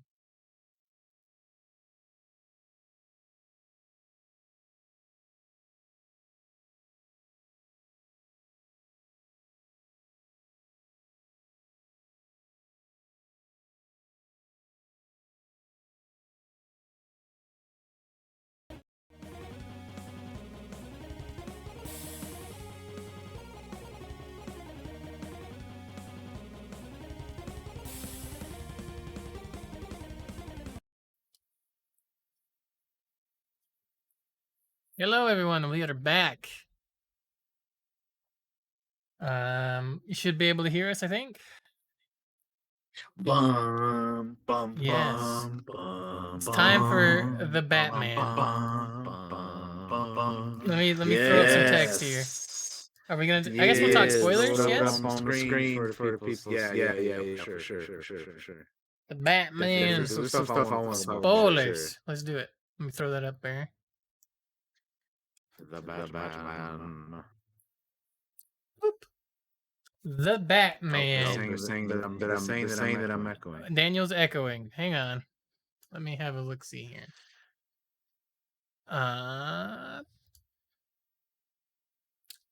Say something, Daniel. Why, oh why must I echo? How dare you? I see blame why. Discord on all of this today because of Nope, that's the wrong button. any of this. So Discord, how dare you? And you know what's weird is in our break, I actually uninstalled and reinstalled Discord, and it's still not working. Oh, I know why you're echoing. I'm dumb. What's up? Is it good now? We should be good now. Say something really quick. Hello. Yeah, we're good now. You were coming through. I had the browser unmuted, and you were coming through the browser twice. So and into OBS. So that's why. Sorry, guys. Still getting used to the technical difficulties. Like I said, I blame Discord. If it would have been working today, none of this would be an issue. It's fine. It is what it is. It's just like I literally in between the break, I uninstalled it and reinstalled it, and it still is not working for me. So really? what the hell to do? Damn. But anyway, I'll worry about that later. For all now, right, we're talking about the Batman. Bum, bum, bum, bum, bum. Dude, the soundtrack is. I have been listening to the soundtrack on repeat like since it came out. Like I've Yes. just been I love That's it, dude. a The that's a theme is so thing. fucking good, man. That's a thing I want to say about this movie. The score for this movie is its own character in this movie. Like, no Oh, doubt. it's incredible, dude. Michael Um, Giacchino fucking killed it, killed it. dude. Absolute killed It is it. so good. Oh, but So also, good. we should probably say, did we like the movie or not? Daniel, did you like the movie? Let's talk about that. I love the movie. I enjoyed it a lot. It was great. It was awesome. Yes, I also enjoyed the movie um a lot. It kept going when I thought it was going to end at some points, and I was like, I'm totally fine with this movie keep going right now. I don't want it to end. You know, it doesn't feel long, but it is a pretty long movie, but it doesn't feel long Yeah, as it's we like watched it. it's like 247, but like with credits it's like 255 or something like that. So it is a long movie, but like to me, it didn't feel like it was that long. If you know what I mean? Like I don't know, it just didn't Mhm. feel like it was to me it was like Infinity War and Endgame. Like it's just almost a 3 hour movie, but it didn't feel that long, you know? I Yeah, had a great time with this one. It was a lot of fun. I did as I well. I took really the nephew. enjoyed Nephew went with me. He enjoyed it as well. oh, okay. Nice. Um, Yeah, I liked this I actually really like this year two little bit more of an emo Batman, with Robert Pattinson. I think he did a great job. I thought he did too. One thing about this movie is I thought I thought the entire cast was fucking awesome, dude. They Like are. I really liked fucking I really like Jeffrey Wright's Jim Gordon, dude. I really like that Gordon. He was great, man. It was He's really in the movie cool. a lot. I liked He's his in the movie relationship a lot. with yeah. He's Mm-hmm. probably like if I had to say that the three main characters are probably Jim or Batman, Jim, and the Riddler, and Mm-hmm. then you have Catwoman after that. But like, yeah, they were man, they all killed it though, dude. Like I'm telling you, like everybody, I thought everybody did really great, man. Like from the moment you see the Riddler, dude, it's like some horror movie type shit, bro. Like he Mm-hmm. is like I know this character was inspired by the Zodiac killer, right? So already you kind of have that like real life creepy aspect into it. But like the way that he's in the movie, just like hiding behind the fucking mayor when he's like looking at the TV and stuff in that opening shot, and he like kills his ass right He away and like brutally murders shapes the his face, fuck and out then of like him. when Like it's pretty brutal. yeah. Like he just smashes his fucking head with that thing. Um, Like just the way he's just, like creeping in the shadows, dude. Like that is like one of the most like terrifying, like probably one of the most terrifying Batman villains in live action. Like I would say, mm-hmm. I'm glad they went with like Riddler. he's a creepy I'm really glad they motherfucker. went with Riddler here, Yeah. and like actually gave us a good Riddler on screen. I almost said Hitler. Oh my god, a good Riddler on screen. Uh, sorry, villain, Fucking another villain. hell. Uh, uh, another great villain other than like Jim Carrey's Riddler. I like this Riddler. Fuck, so much more. Um, he's infinitely better, dude. he's an Yeah. infinitely better villain. Um, what else is there to say? Yeah. So I was just saying the rest of the cast, like Paul Dano as the Riddler was fucking mm-hmm. great. Like he killed it.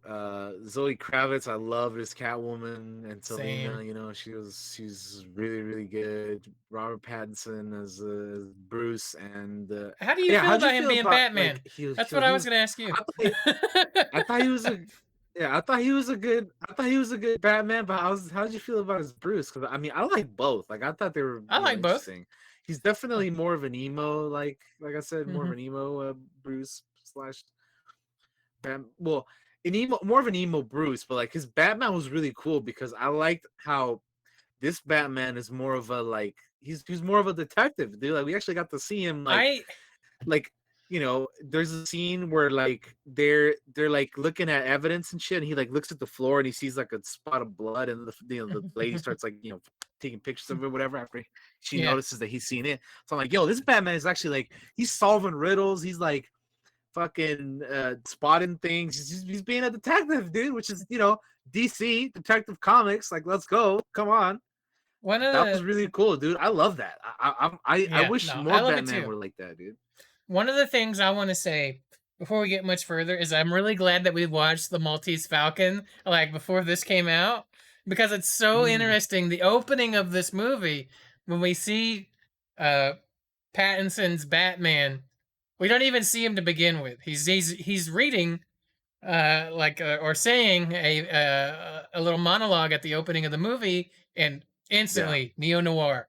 That is totally what it is, and we see where the signal isn't just a signal; it's a warning, and we see all the criminals hiding Yeah, in the dude. shadows, like getting afraid, looking around, like They're they know terrified when they Batman's see out that. there. Yes, I loved So it. The like opening of this movie the gives me chills. dude with the dewdrop like headgear thing piece, which by the way, the dude was dressed up like Robert Pattinson in the movie Good Time. Or good, yeah, and like the shop I think was called Good Time too or something like that. So that's definitely a reference to that Robert Pattinson movie. Because the dude had like the red jacket and he kind of had like similar clothing. But yeah, that was super cool, man. Like not only is that like is the signal for him, but it's like yo motherfuckers, I'm they're I'm out calling for here. me. I'm about to whoop your ass. You better watch You out. don't know if I'm coming Fear for me, you, if man. I'm I'm coming out for here in you, if these I'm streets coming for about to you. fuck you up. Yeah. Yeah. Um, Yeah, that was I fucking loved it. awesome, dude. That was I really, loved it. really I cool. loved how afraid they became when the moment they look up and see it, you can instantly tell they're terrified that the Batman's coming.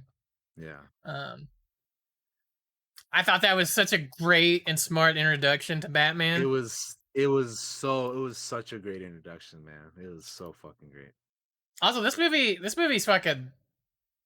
This is one of those movies where like somebody went back and watched some fucking classic neo noir movies, and we're like, all right, because we talk about this a lot. There's something to be learned from those old movies.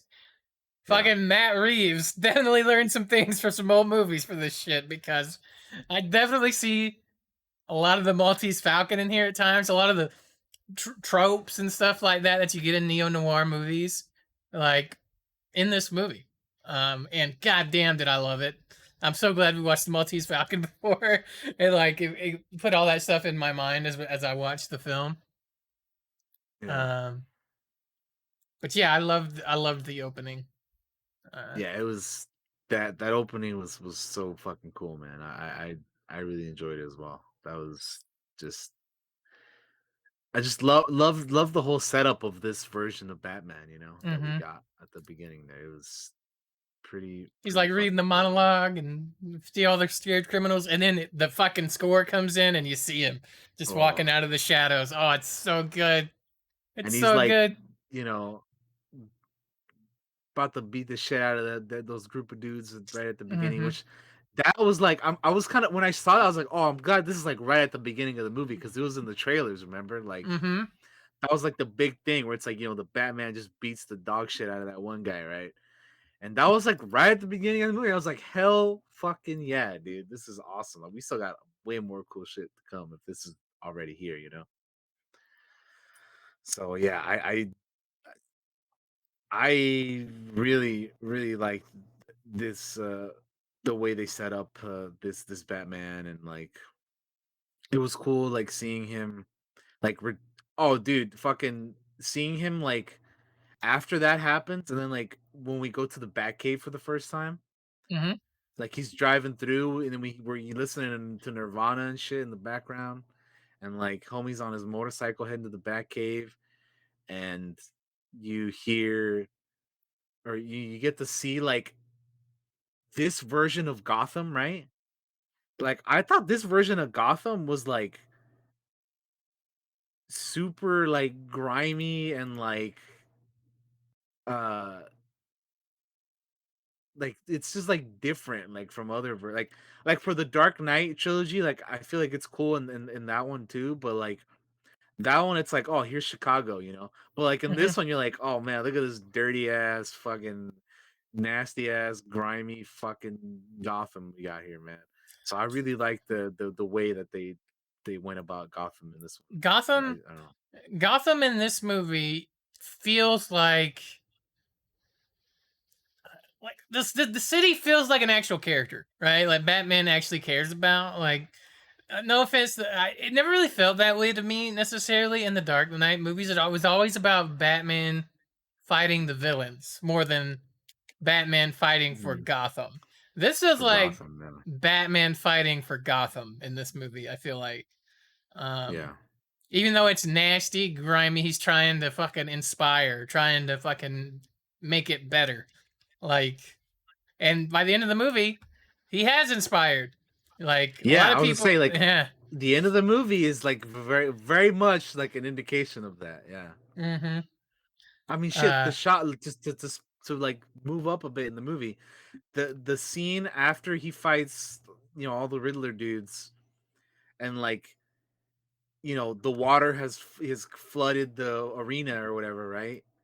And like, there's all the people down below, and he has to go down and save them and pull them out of the water and shit with the flare and everything. That was sick, dude. Just like, I don't know, like you said, he's fighting for the people of Gotham, man. I just It want was to it was a say really cool visual. when the whole leading up to the end there, the whole leading up to Yeah. Riddler, the social media, and his copycat Oh my followers. god, dude. I no, literally, I had genuine fear. I was like, I could see this happening for real, and that put the Yeah. fear of God in me. You know what I mean? Yeah. Like I was actually afraid for a minute until I was like, this could actually happen. Like, Yeah. it's Yeah. scary. Yeah, dude, for real. Yeah, because it's like you find out that this is just some like dude on Reddit, like, thank you guys for 5,000 followers or whatever, for all your support and everything. I'm like, what the fuck, dude? Like, Yeah. dude, Paul Dano did such a good job at being such a fucking like weird ass like dweeby fucking maniac, bro. I was like, what the shit? And then Hmm. like when he's like when Gordon's like, oh, after they capture the Riddler, right? And he's like, oh, he wants to see you open Arkham, and then he gets all upset. He's like, no, he starts yelling, no, no, no, like this. We were supposed to watch it together, like like we were supposed to stay here while everything else goes down outside. And he's like, what are you talking about? Because he didn't figure it out yet. And he's like, oh, you're not as smart as I thought you were, and all that shit. That was fucking crazy, dude. But you're so right though. That is, I think, one of the reasons why this Riddler, or this villain is fucking kind of terrifying, because like that's some shit that could actually happen, dude. Yes. Like, just like that is some freaky shit right there, man. Like, they all look the same, they got the same weapons and everything. They were all talking about it. I was watching the video, right? Because they show you the video of him like Hmm. talking to like Reddit or whatever the fuck he was on, and then like you kind of see the messages on the side. I was kind of reading like to see what they said, and yeah, Yeah, it's I like, was oh, reading them too. don't forget your masks at the Gotham surplus store or whatever, and things like that. So I'm Hmm. like, oh man, this is What fucking caliber? nuts, What dude. caliber? Shotguns are Yeah, good. Like that shit is so yeah, fucked, dude. Like yeah. genuinely felt fear in that moment because I was like, "Oh my god, is that really gonna happen?"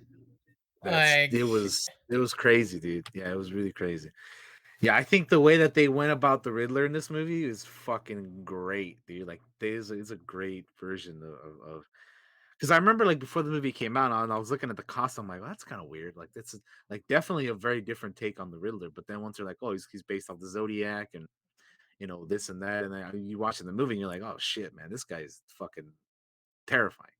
hmm But yeah, no, they killed it with that one, man. That was some freaky shit, man. And the then movie's so interesting because it's like yeah, Batman so inspires the Riddler, and then Riddler inspires the fucking psycho copycats that follow him around. Those guys. yeah, that's what I was Like, gonna say. Is that one thing I like about this movie is that this is year two Batman, which means like he's been doing this for about a year, and later in the movie we see that there is some history of people being locked up in Arkham. We'll talk about that later, but Hmm. um, Was not I expecting like that that. either.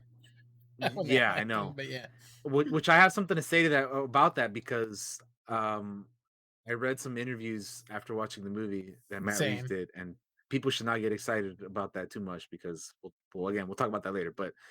But I was gonna say is one of my favorite things about this movie is like we see the Penguin and the Catwoman, but they're not like established yet. Like they're still like they're like in the early stages of becoming who we know them to be in the comics and the movie, the animated shows and the other movies and all that, right? Like the Penguin is the Penguin, but he's not like the Penguin yet. You know what I mean? Hmm. Like he hasn't like undergone that whole thing. It isn't until the end of the movie, after like Falcone dies, and you have that void of power open, that he kind of sees that as an opportunity to be like, oh well, now he can do what he needs to do to become the Penguin that we know that he is. And same for Selena. She's not really uh Catwoman yet, but throughout the movie, kind of see her go along this journey with Bruce, and we see at the end of the movie she goes off and does her thing, She's and moving on to Bloodhaven. yeah, and then in future movies I hope we see her again, and all that Yes, I hope stuff. she comes back. I hope she Yeah, comes I would. back. I want her to come back. I love Zoe Kravitz's Catwoman, dude. She I is thought one she of my was favorite characters in this fantastic. movie. She was awesome. Yes, thought she was She was great. so good. Yeah, she was so good. I like the scenes where like she's walking through the club and Bruce gives her the fucking contacts with the Hmm. cameras and everything. I thought that was fucking cool, man. And then like speaking of her, the how did you feel about the twist with her and Falcone, man? I feel like I had remembered something about it being a story in a comic book line. Um, but I thought it made perfect sense for this. Mhm. I didn't really have a lot of thoughts on it, to be honest. I was just like, oh, that's cool. And somewhere Yeah. in the back of my mind, I was like, pretty sure I've heard that about a comic somewhere in the deep Mhm. history of Batman. Um, but yeah, that was cool. Yeah. I forgot that. I'll be honest with you, I forgot Carmine was even in this movie until I got introduced to him. Like, that's Carmine Yeah, Falcone. I know.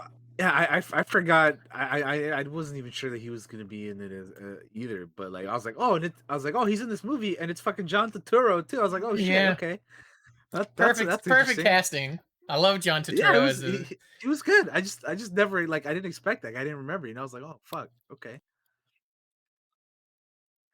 Um, But yeah, that was good. And then just like yeah, seeing um like I knew that watching the movie like you have Colin Farrell as the Penguin, but like man, they fucking killed I, it on his makeup I was prosthetic trying job, so dude. hard to see him in there. If I didn't know it before going to the movie, I would not have realized it was him. I'll be honest with you. I could. I. That w- they did such a good job with that, man. Like holy fuck, like, and then the whole scene with the car chase. Which, by the way, the Batmobile's the introduction in this movie, fucking badass, dude. Mm-hmm. Holy shit, that is a cool ass fucking car chase, dude. The Yep. way they introduce, yeah, the way they introduce the Batmobile in this, wow, amazing, so good, dude, so good. I remember like back when we first heard about this movie and we were all like a little bit worried about that Batmobile. We had nothing to be Yeah, worried about. It looks fine. It works yeah, great. no, The it's introduction of it sells you on it. The penguin looking at yeah, it like, what the fuck is that?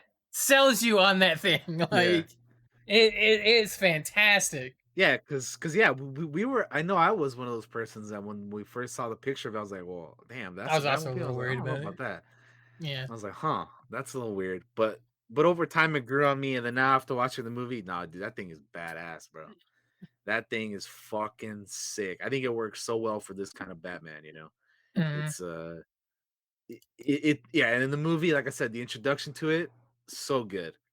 And then yeah, Penguin, dude, like seeing him get chased around when he thinks he got him, and then like you see him run through the fire with the Batmobile, and the Penguin dude looks terrified, bro. You're like, yeah, you got him. You did not get him, dude. Like, you thought you did, bitch. You thought you did, but no. So yeah, the Batmobile was great, and Penguin's yeah, humor is I great. Like, can't don't y'all know Spanish?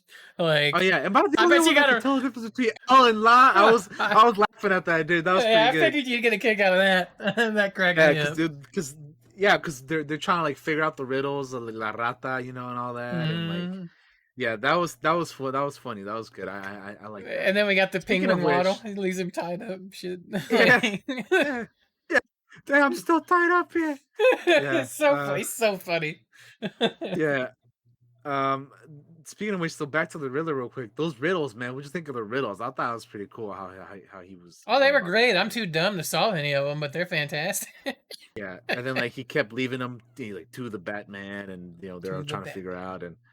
And I also found it interesting, like in that regard, like every time Batman showed up to the crime scene, the cops were like, "Yo, who the fuck are you? Like, why do you think you just walk in here?" The first time after the mayor, right? The first time when we see him with Gordon and all the cops in the crime scene, and the cop didn't want to let him through, the look on Batman's face, I can just tell he wanted to beat the shit out of this cop, you know, Dude, like through his eyes. He was like, "I want to whoop your ass so bad." there's the scene where Batman gets blown up, right? And the cops have him on the table and try to take his mask off or think about taking his mask Oh off. yeah, And he gets up yeah, and he's ready to fucking go with those cops. Like, I'm like, Jesus, he's gonna fight off the fucking GCPD, dude. Like, he's ready to go. He don't give a fuck.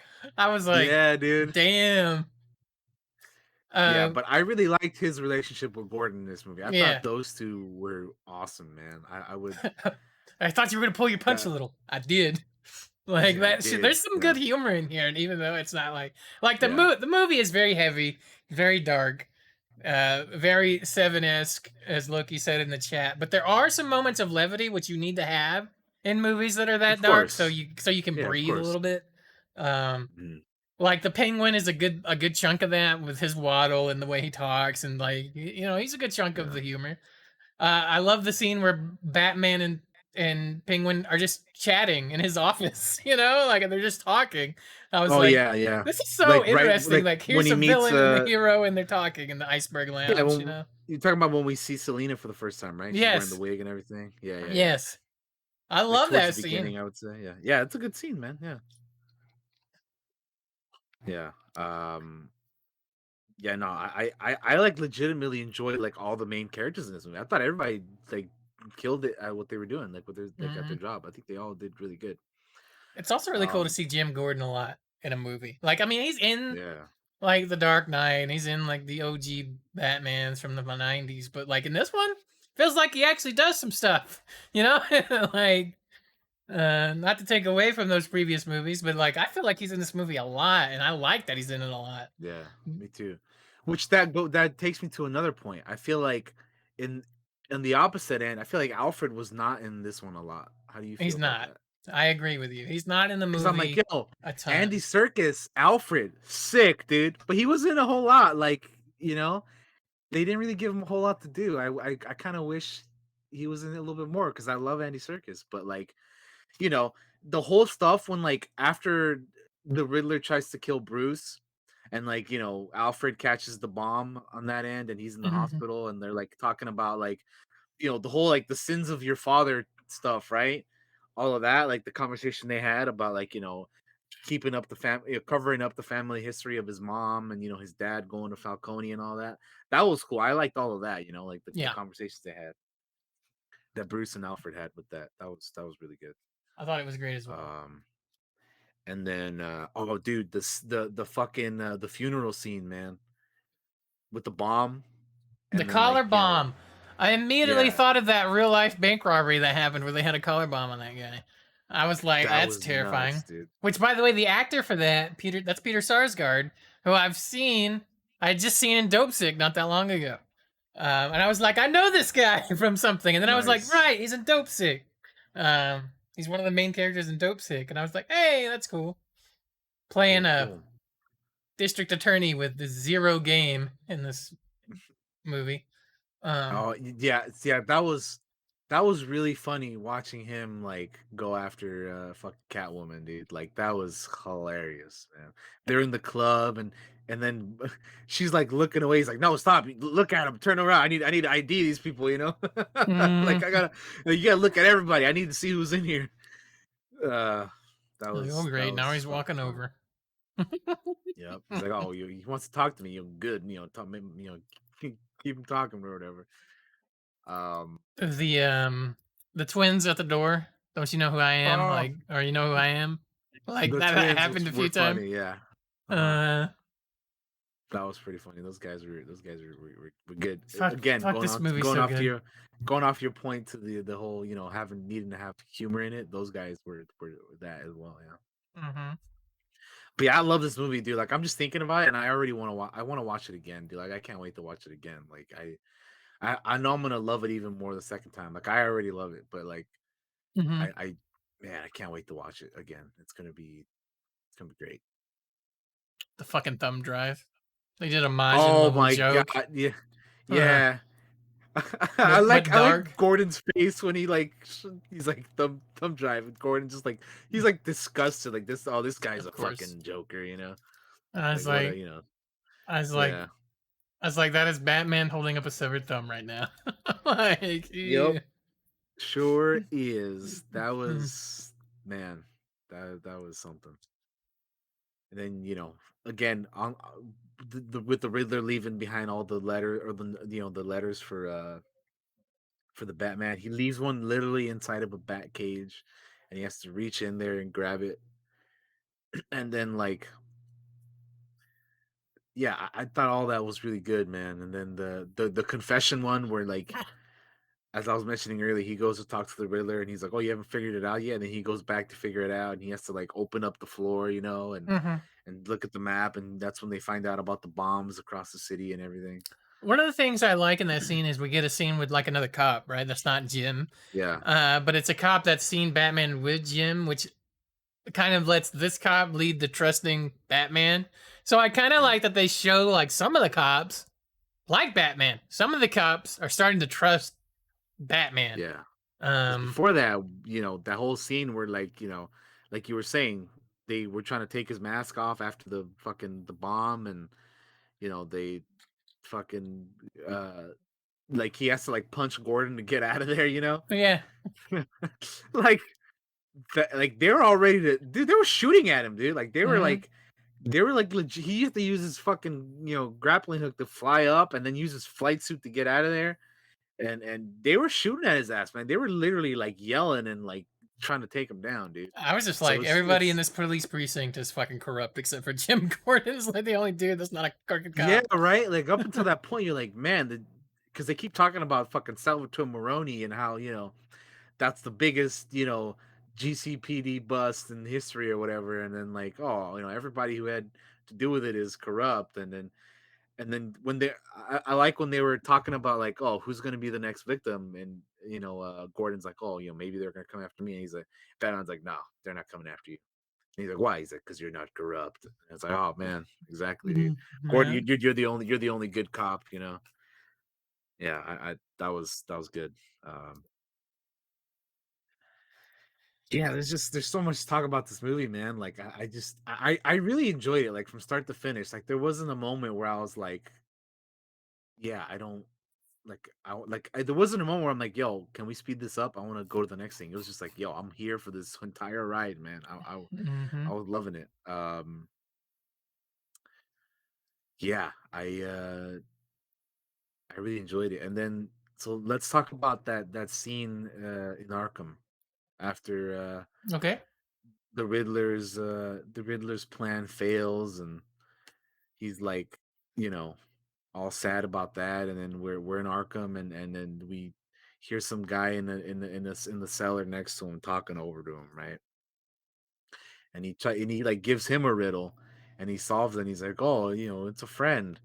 That is 100%. I looked up an interview about this, confirmed that it's confirmed to be the Joker.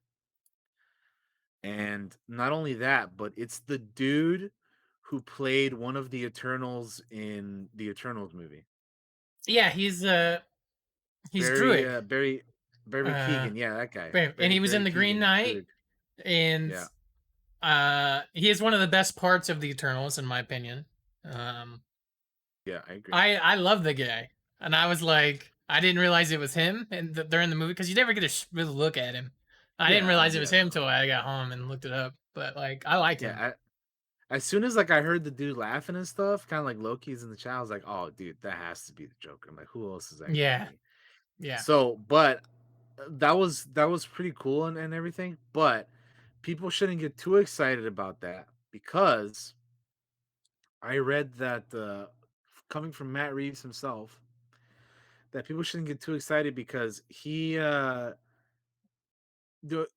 not you know the MCU does stuff like that to like for as an example. I'm not calling out the MCU or anything. I just like the MCU does stuff like that to kind of like uh tease at what's to come in the future. That's not the case in this at all. The only reason why he was included in this because he said that he's not even sure he doesn't want to have the Joker be like the next villain or anything.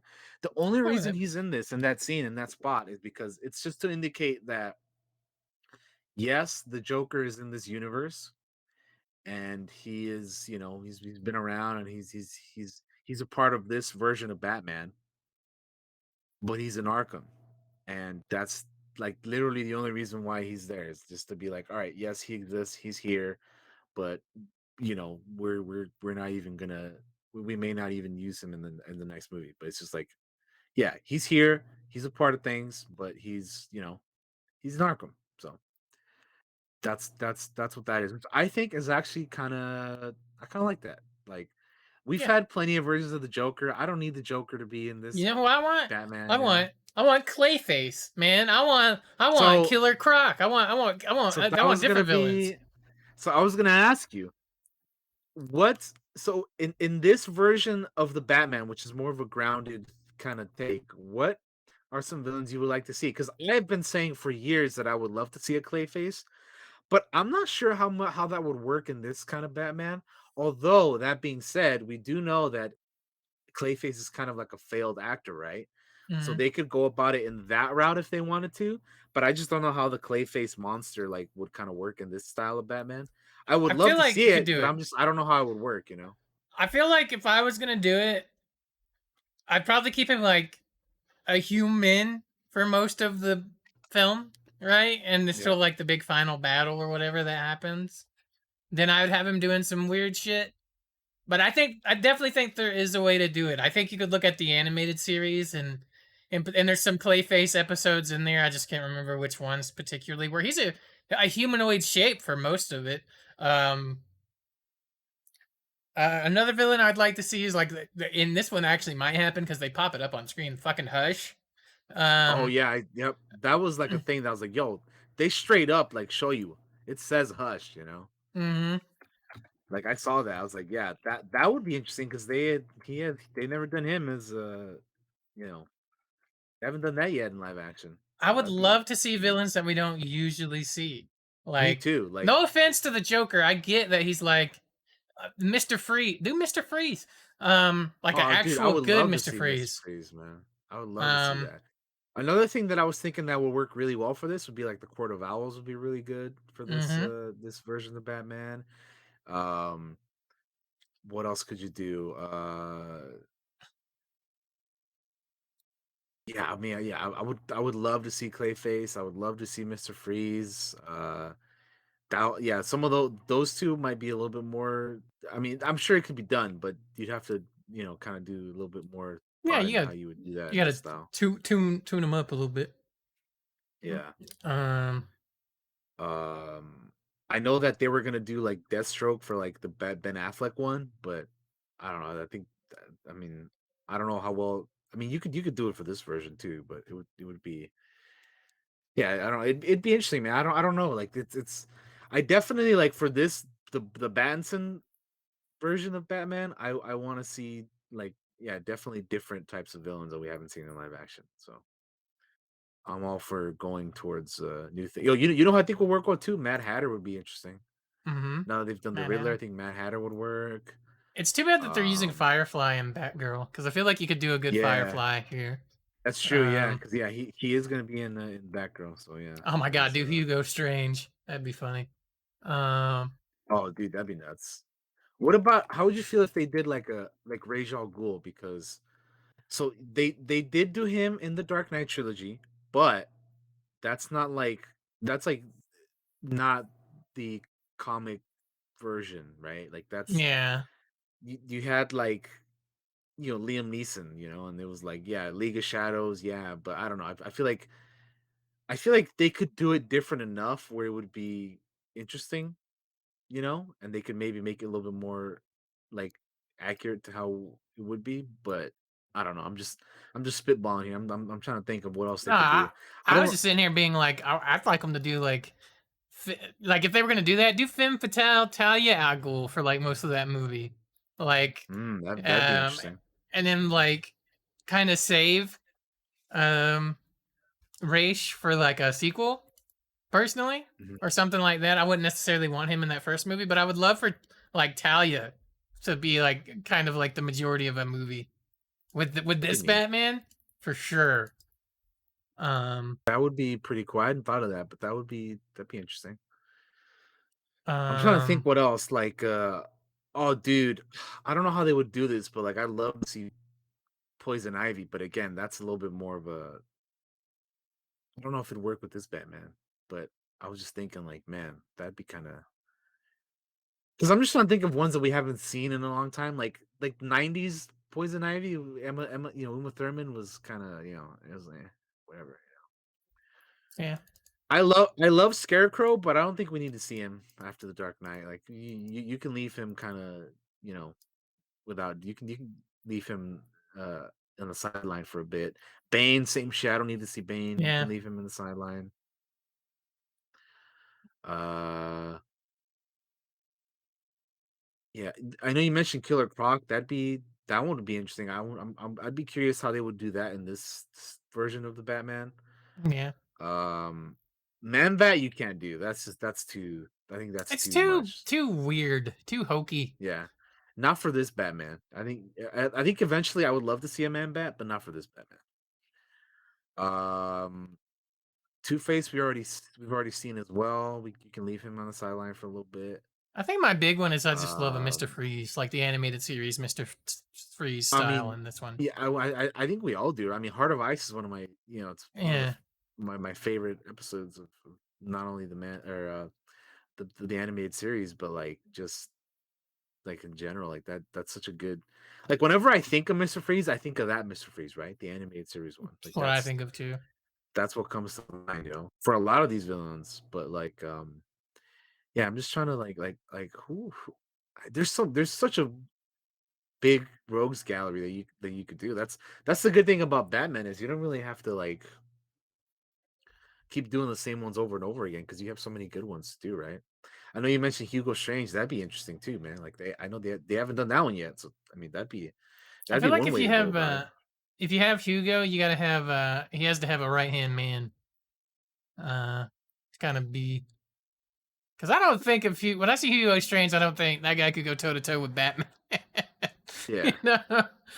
Yeah, I mean, and Um. which is funny because on this movie, the Riddler mentions that too. He's like, "Oh, I don't have the physical, that you do, but because mine is the brain kind of thing, right?" So mm, when he's talking to the Batman and Arkham and whatnot, like, yeah, that's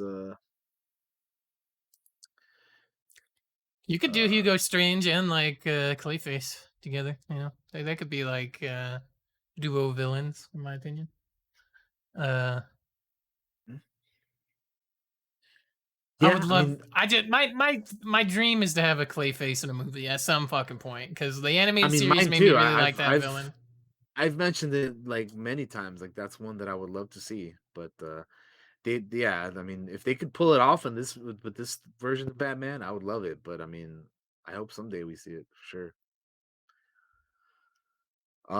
But yeah, anyway, that was just a little quick question I had. Like, what kind of? Because I mean, I can tell you this right now. I want a sequel for this one. I want more. I I want do more too. Battinson. I want more movies. So I would just It'd be interesting to see who they could bring in I feel like you could do to Victor be. Zsasz. I feel like he would definitely fit Oh with this yeah, he Batman. yeah he would work in this for sure. Yeah, yeah, easily.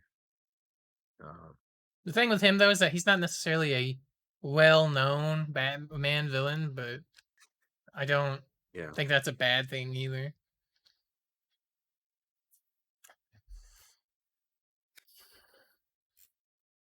Um, man, what if they did like? Oh, dude, this would be sick. I know we were talking about uh Talia, right? mhm. What if they did like the Phantasm though, dude? Like live action Phantasm. You think would that be able to work in with this Batman or no? Because I don't I was just know. like thinking like, man, I would because at some point I would love to see the Phantasm in live action too, man. Because I think that's fucking dope, you know.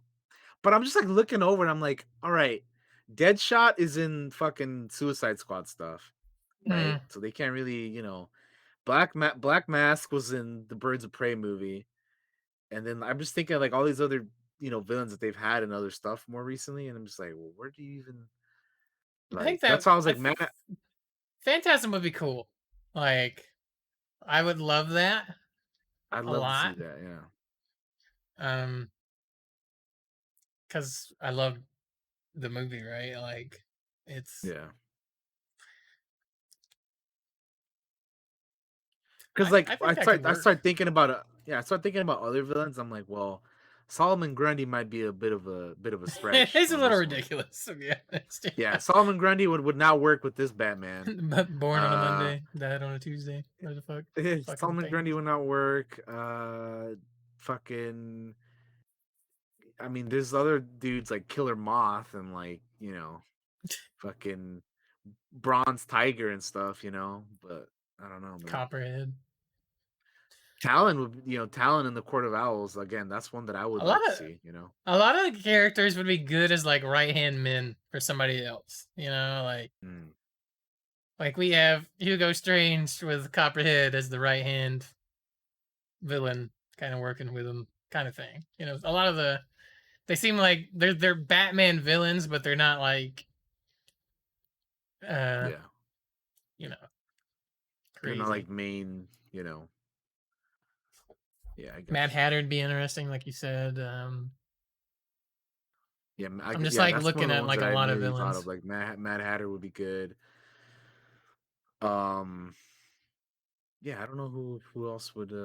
I have another question. Do you want this Batman to have a Robin at any point, or do you just want him to be Batman? I kind of like for now. I kind of just like him being his own Batman. I feel like if they were to bring in a Robin for him, he'd have to be far like it'd be like Older. if they had to have to make more movies. Yeah, he'd have to be like older. Yeah, for him Yeah. to do that. Because right now we're just year two, right? So Yeah. I only say that because I would they love to have like a Red Hood, Jason Todd kind of thing. Uh, I mean, listen, I would too, dude. Under the Red Hood is like my favorite animated yeah. Batman movie. So I wanted that for the Ben Affleck one because I mean that one was confirmed to have had Robins, right? But we just never got any of that shit. So that was disappointing. But oh, dude, I would love Red Hood stuff, man. But I don't think for this Batman, not right now. I think we have to maybe give it a bit more time I feel like you could for still do that. that story. You just tweak it and make it like if you wanted to do a younger, like you take out all the comic shit, right? Like maybe this character's not even a fucking Robin. He could just be a somebody that Bruce has a friendship with or something instead. Still kind of That'd do be it. I feel interesting. I like. mean, at that point, you can do the Arkham Knight too, Yeah, kind of. they are definitely tweaking a lot of things with this Batman. So I feel like you could Yeah. make just about anything work, really, as long as it's not something really stupid. Like, no offense, Solomon Grundy, but like you're kind I of mean, really that's stupid. that guy is literally a zombie, so that would not work in this No, Batman. So yeah, I that's not one that uh was actually like suggesting. I was just no, telling no, you like no, no. I'm just talking about the character. that would not work. Like, I think the character of the ventriloquist is neat. but like it would Yeah, almost be like a Chucky movie at that point because I mean like he's the he fucking puppet and shit. he would need like you know how you're talking about like there's a villain that needs like a sidekick. I feel like that he would need like a sidekick, dude. You know, I feel like like you he have the is the sidekick. ventriloquist, and then like you need then you need somebody else to go with him because I mean him just being the main villain, nah, dude, No, I don't think so. no, no. Well, yeah, I mean there's a pretty big rogues gallery, but it's it's kind of tough when they've done like so many different versions of these other characters, you know, because you could be like, oh, you know, we could bring back this one or that one, but it's like, man, do we really want to see another version of this character again? I just don't want to see like 5 million gang bosses. Like I love like the mob and shit in Batman, but I don't want that to become like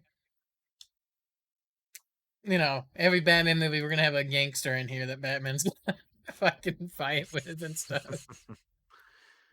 Yeah, I gotcha. Um, if they do Yeah, well, Phantasm, they should definitely have the mob in there though, because in the Phantasm movie, fucking Beaumont's fucking old man's like tangled up with the mob and gets murdered by the Joker. So, um, well, I mean, shit, they can make it work in this Batman then because they definitely have I the would like for Joker that. established. You know how hype They I'd be have if I saw the Phantasm on fucking big screen? It'd be like that moment in Rogue right. One where the It'd be Hammerheads show great, up. dude. I would lose The my mind. Hammerhead, yeah, yeah, it'd be amazing, yeah, yeah, uh, exactly.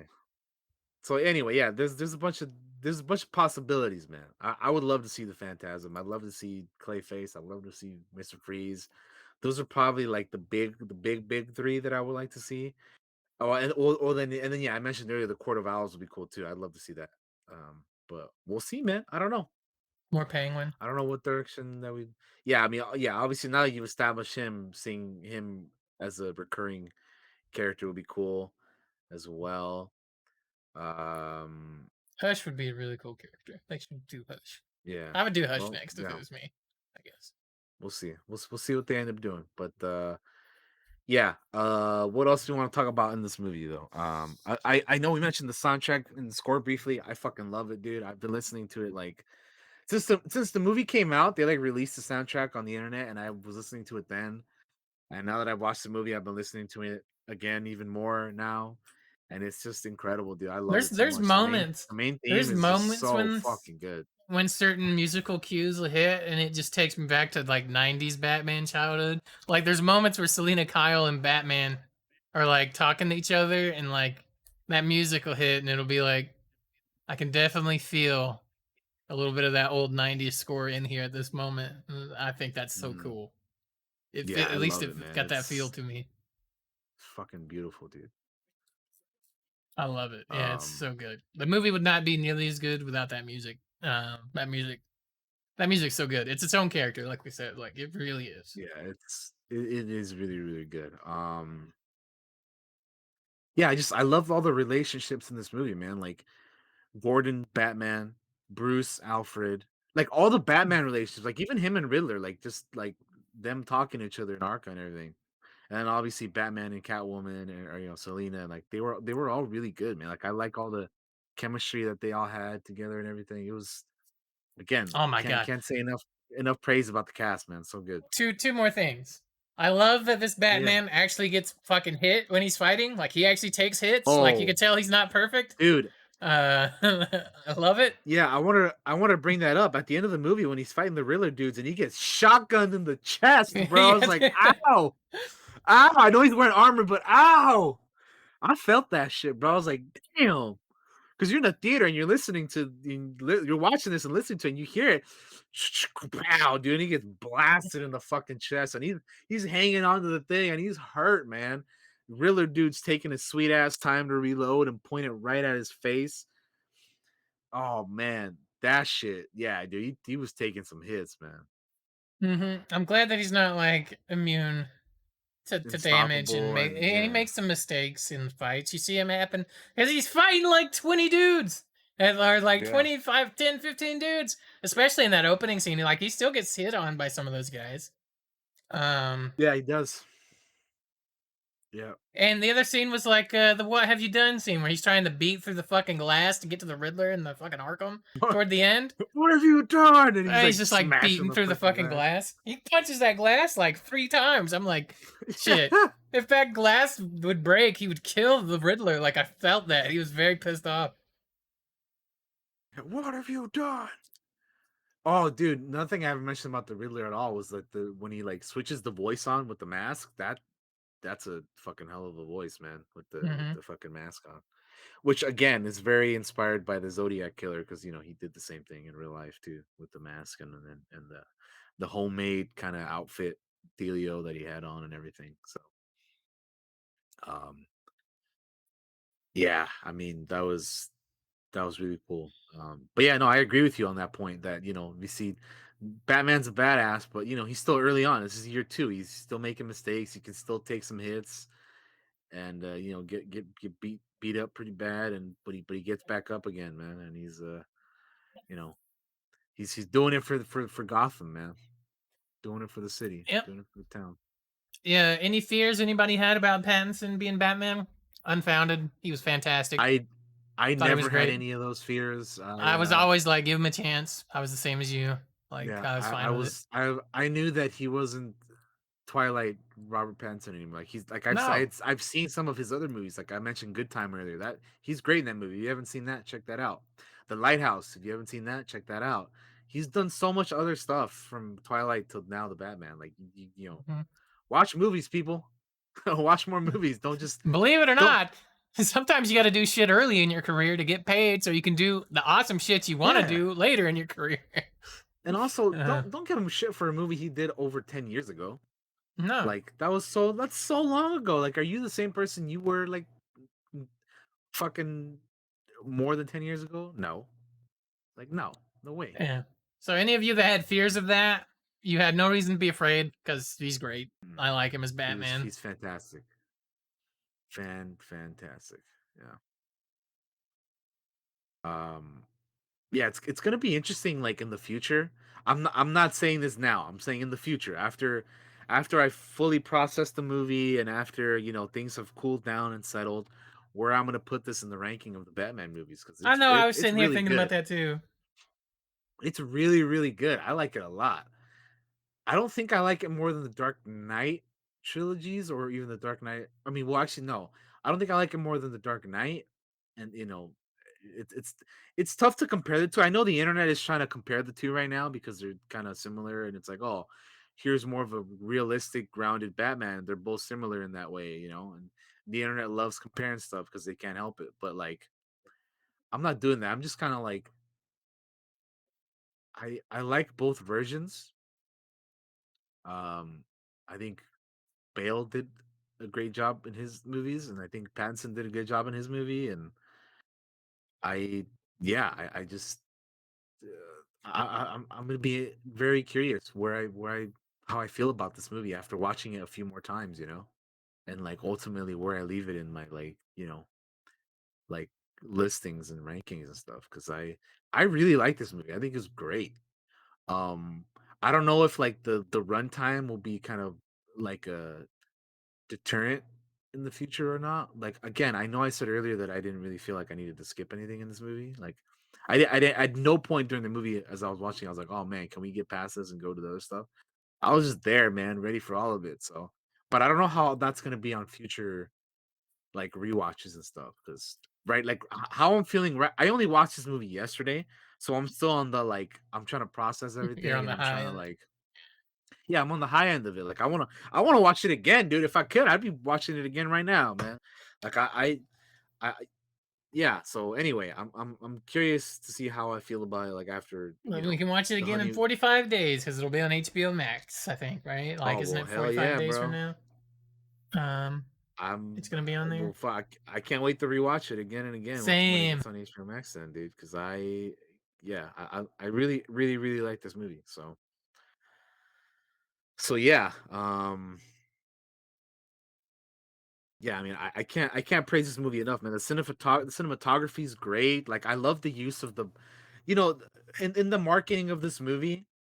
it's very, like, black and red focused, but the movie itself is very, like they have a lot of black and red in the movie too, like, when they're in the club and Well, some a of the lot of the shots they I have, didn't it's like realize this while watching it until I got home, but most of the movie just takes place at night or when the sun's going down.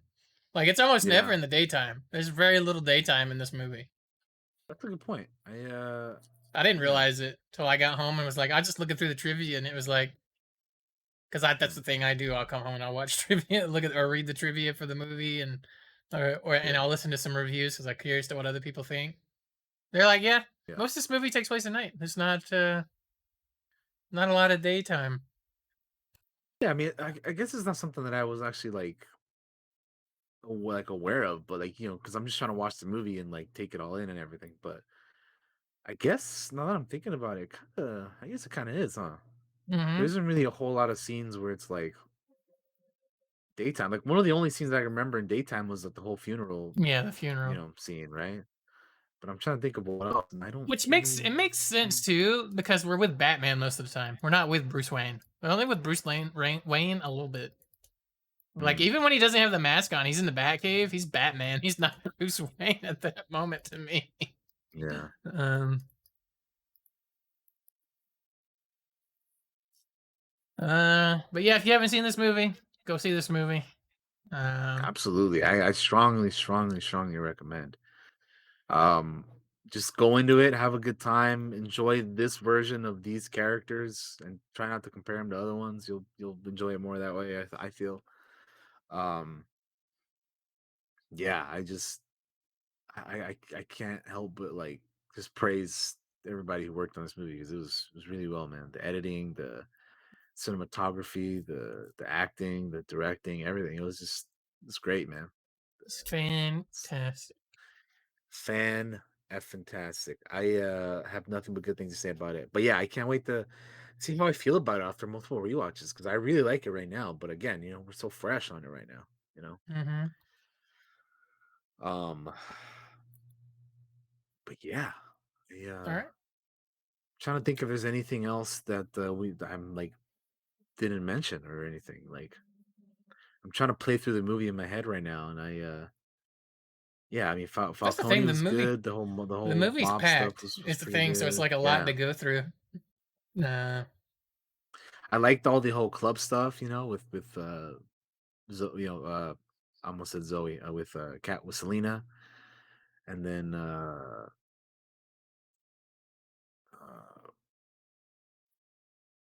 yeah, the Penguin, and yeah, I'm trying to think what else did I not bring up? Because I mean, as it always happens, I always forget something, and then later after we're done with the show, I'm like, "Fuck, I forgot to bring that up." But yeah, but you're right. This movie has a lot. It's almost a 3 hour movie, so there's a lot to yeah that goes on in this one. But no, I really loved it, man. I like legitimately, I really enjoyed it, which I figured The I would. I was never really concerned about whether I would like it or not, or how I feel about Pattinson or anything. I figured I was always gonna enjoy it. the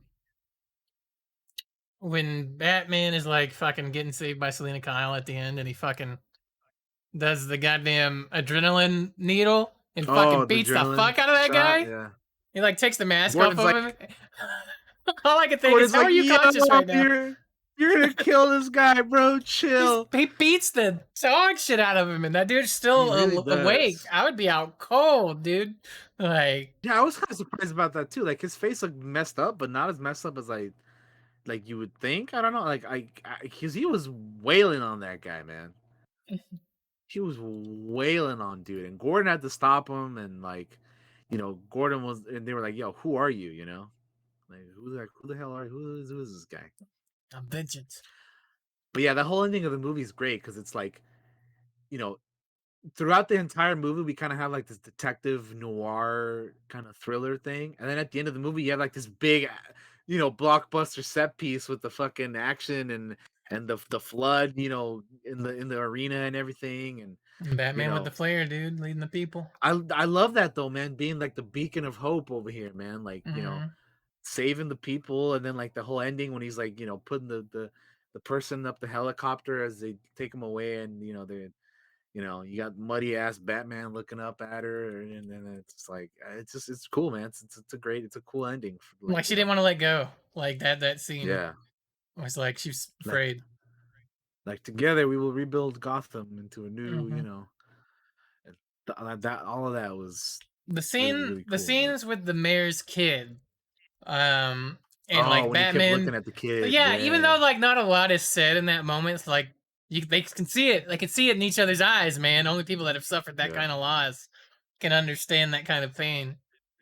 And I was like, that yeah. kid is gonna figure out who Batman is, because like, And he literally like saves the kid, after the car flies into the or mhm. thing. He like jumps towards the kid and saves him and everything too. And it's yeah, I mean, of course. And then like Alfred notices that too when he's like looking back at the footage from what happened in the Batcave, and he sees the kid and he's like, "Oh shit," like, "Oh, damn." After they have their little you know, words uh with each other. But but yeah, But yeah, we love the movie. we It's really did. Yeah. fantastic. I really I, love it. I honestly cannot wait to watch it again. Like I I want really to. I want to see what the steelbook looks like. I want to see if Best Buy is gonna fucking keep me on hold for this motherfucker too, just like dude. You Oh, know, speaking of Dune, he had an interview with Variety, and guess what Pattinson said, man? he wants to be in He Dune. said I that saw it. he said that there was a few other movies that he would love to do a sequel in, and he said the Apes movies, Sicario, and Dune. So Bro, maybe maybe he'll they'll be put him in the Fade. Dune sequel, man. Maybe he'll be Fade Ralpha in fucking Dune. So I think he'd be great as as Fade. a non Dune person, I've only seen the recent movie. Like, yeah, I was gonna say, like who would he even play? Like, could they even introduce a character in the second part that Oh, could be pretty absolutely. big for him to They're play? they're going to Fade Ralpha. If they don't, he has to be in part two. Um. Okay. So I could definitely see him playing Fade. All right, Um. all right. Well, if it happens, Josh said it here first on today, March 7th, of the year in the year of our Lord 2022. Josh 902 has Yeah, stated that Robert Pattinson could play Fade. There you go. You I heard really it do. I first. think he could. Um. Yeah, Nice. that'd be great, But actually. yeah, but yeah, we love them. We really love the movie. I can't wait to watch it with other people and just like talk to Yeah, them about it after they've seen it and all that. group And I just watches are the best. yeah, I really love the movie. I loved it. I really did. Like it's a great movie. Um can't wait to see where they go on it with the future. I'm also very curious about the spin-off stuff that they have planned. Because Yeah, they apparently they got have some a bunch of series. spin-off shit planned.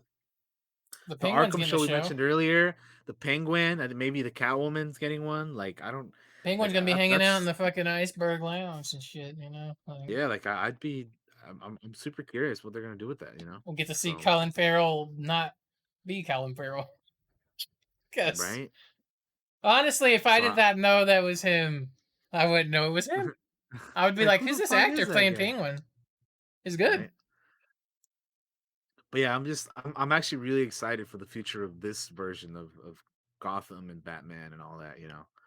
Same. I I like it. I like it a lot. So I hope they give us more. If you're listening, WB and everything. I think it made like 128 million opening weekend or something like that, right? I'd have to look at Something the numbers high. again, but it did pretty well. It's like the biggest opening in the pandemic era or something like that. So it's the movie's doing pretty good. The movie's doing pretty good, which is great because yeah, it's 124 million overseas, and it has now a total of 258 million global as of 2 hours ago.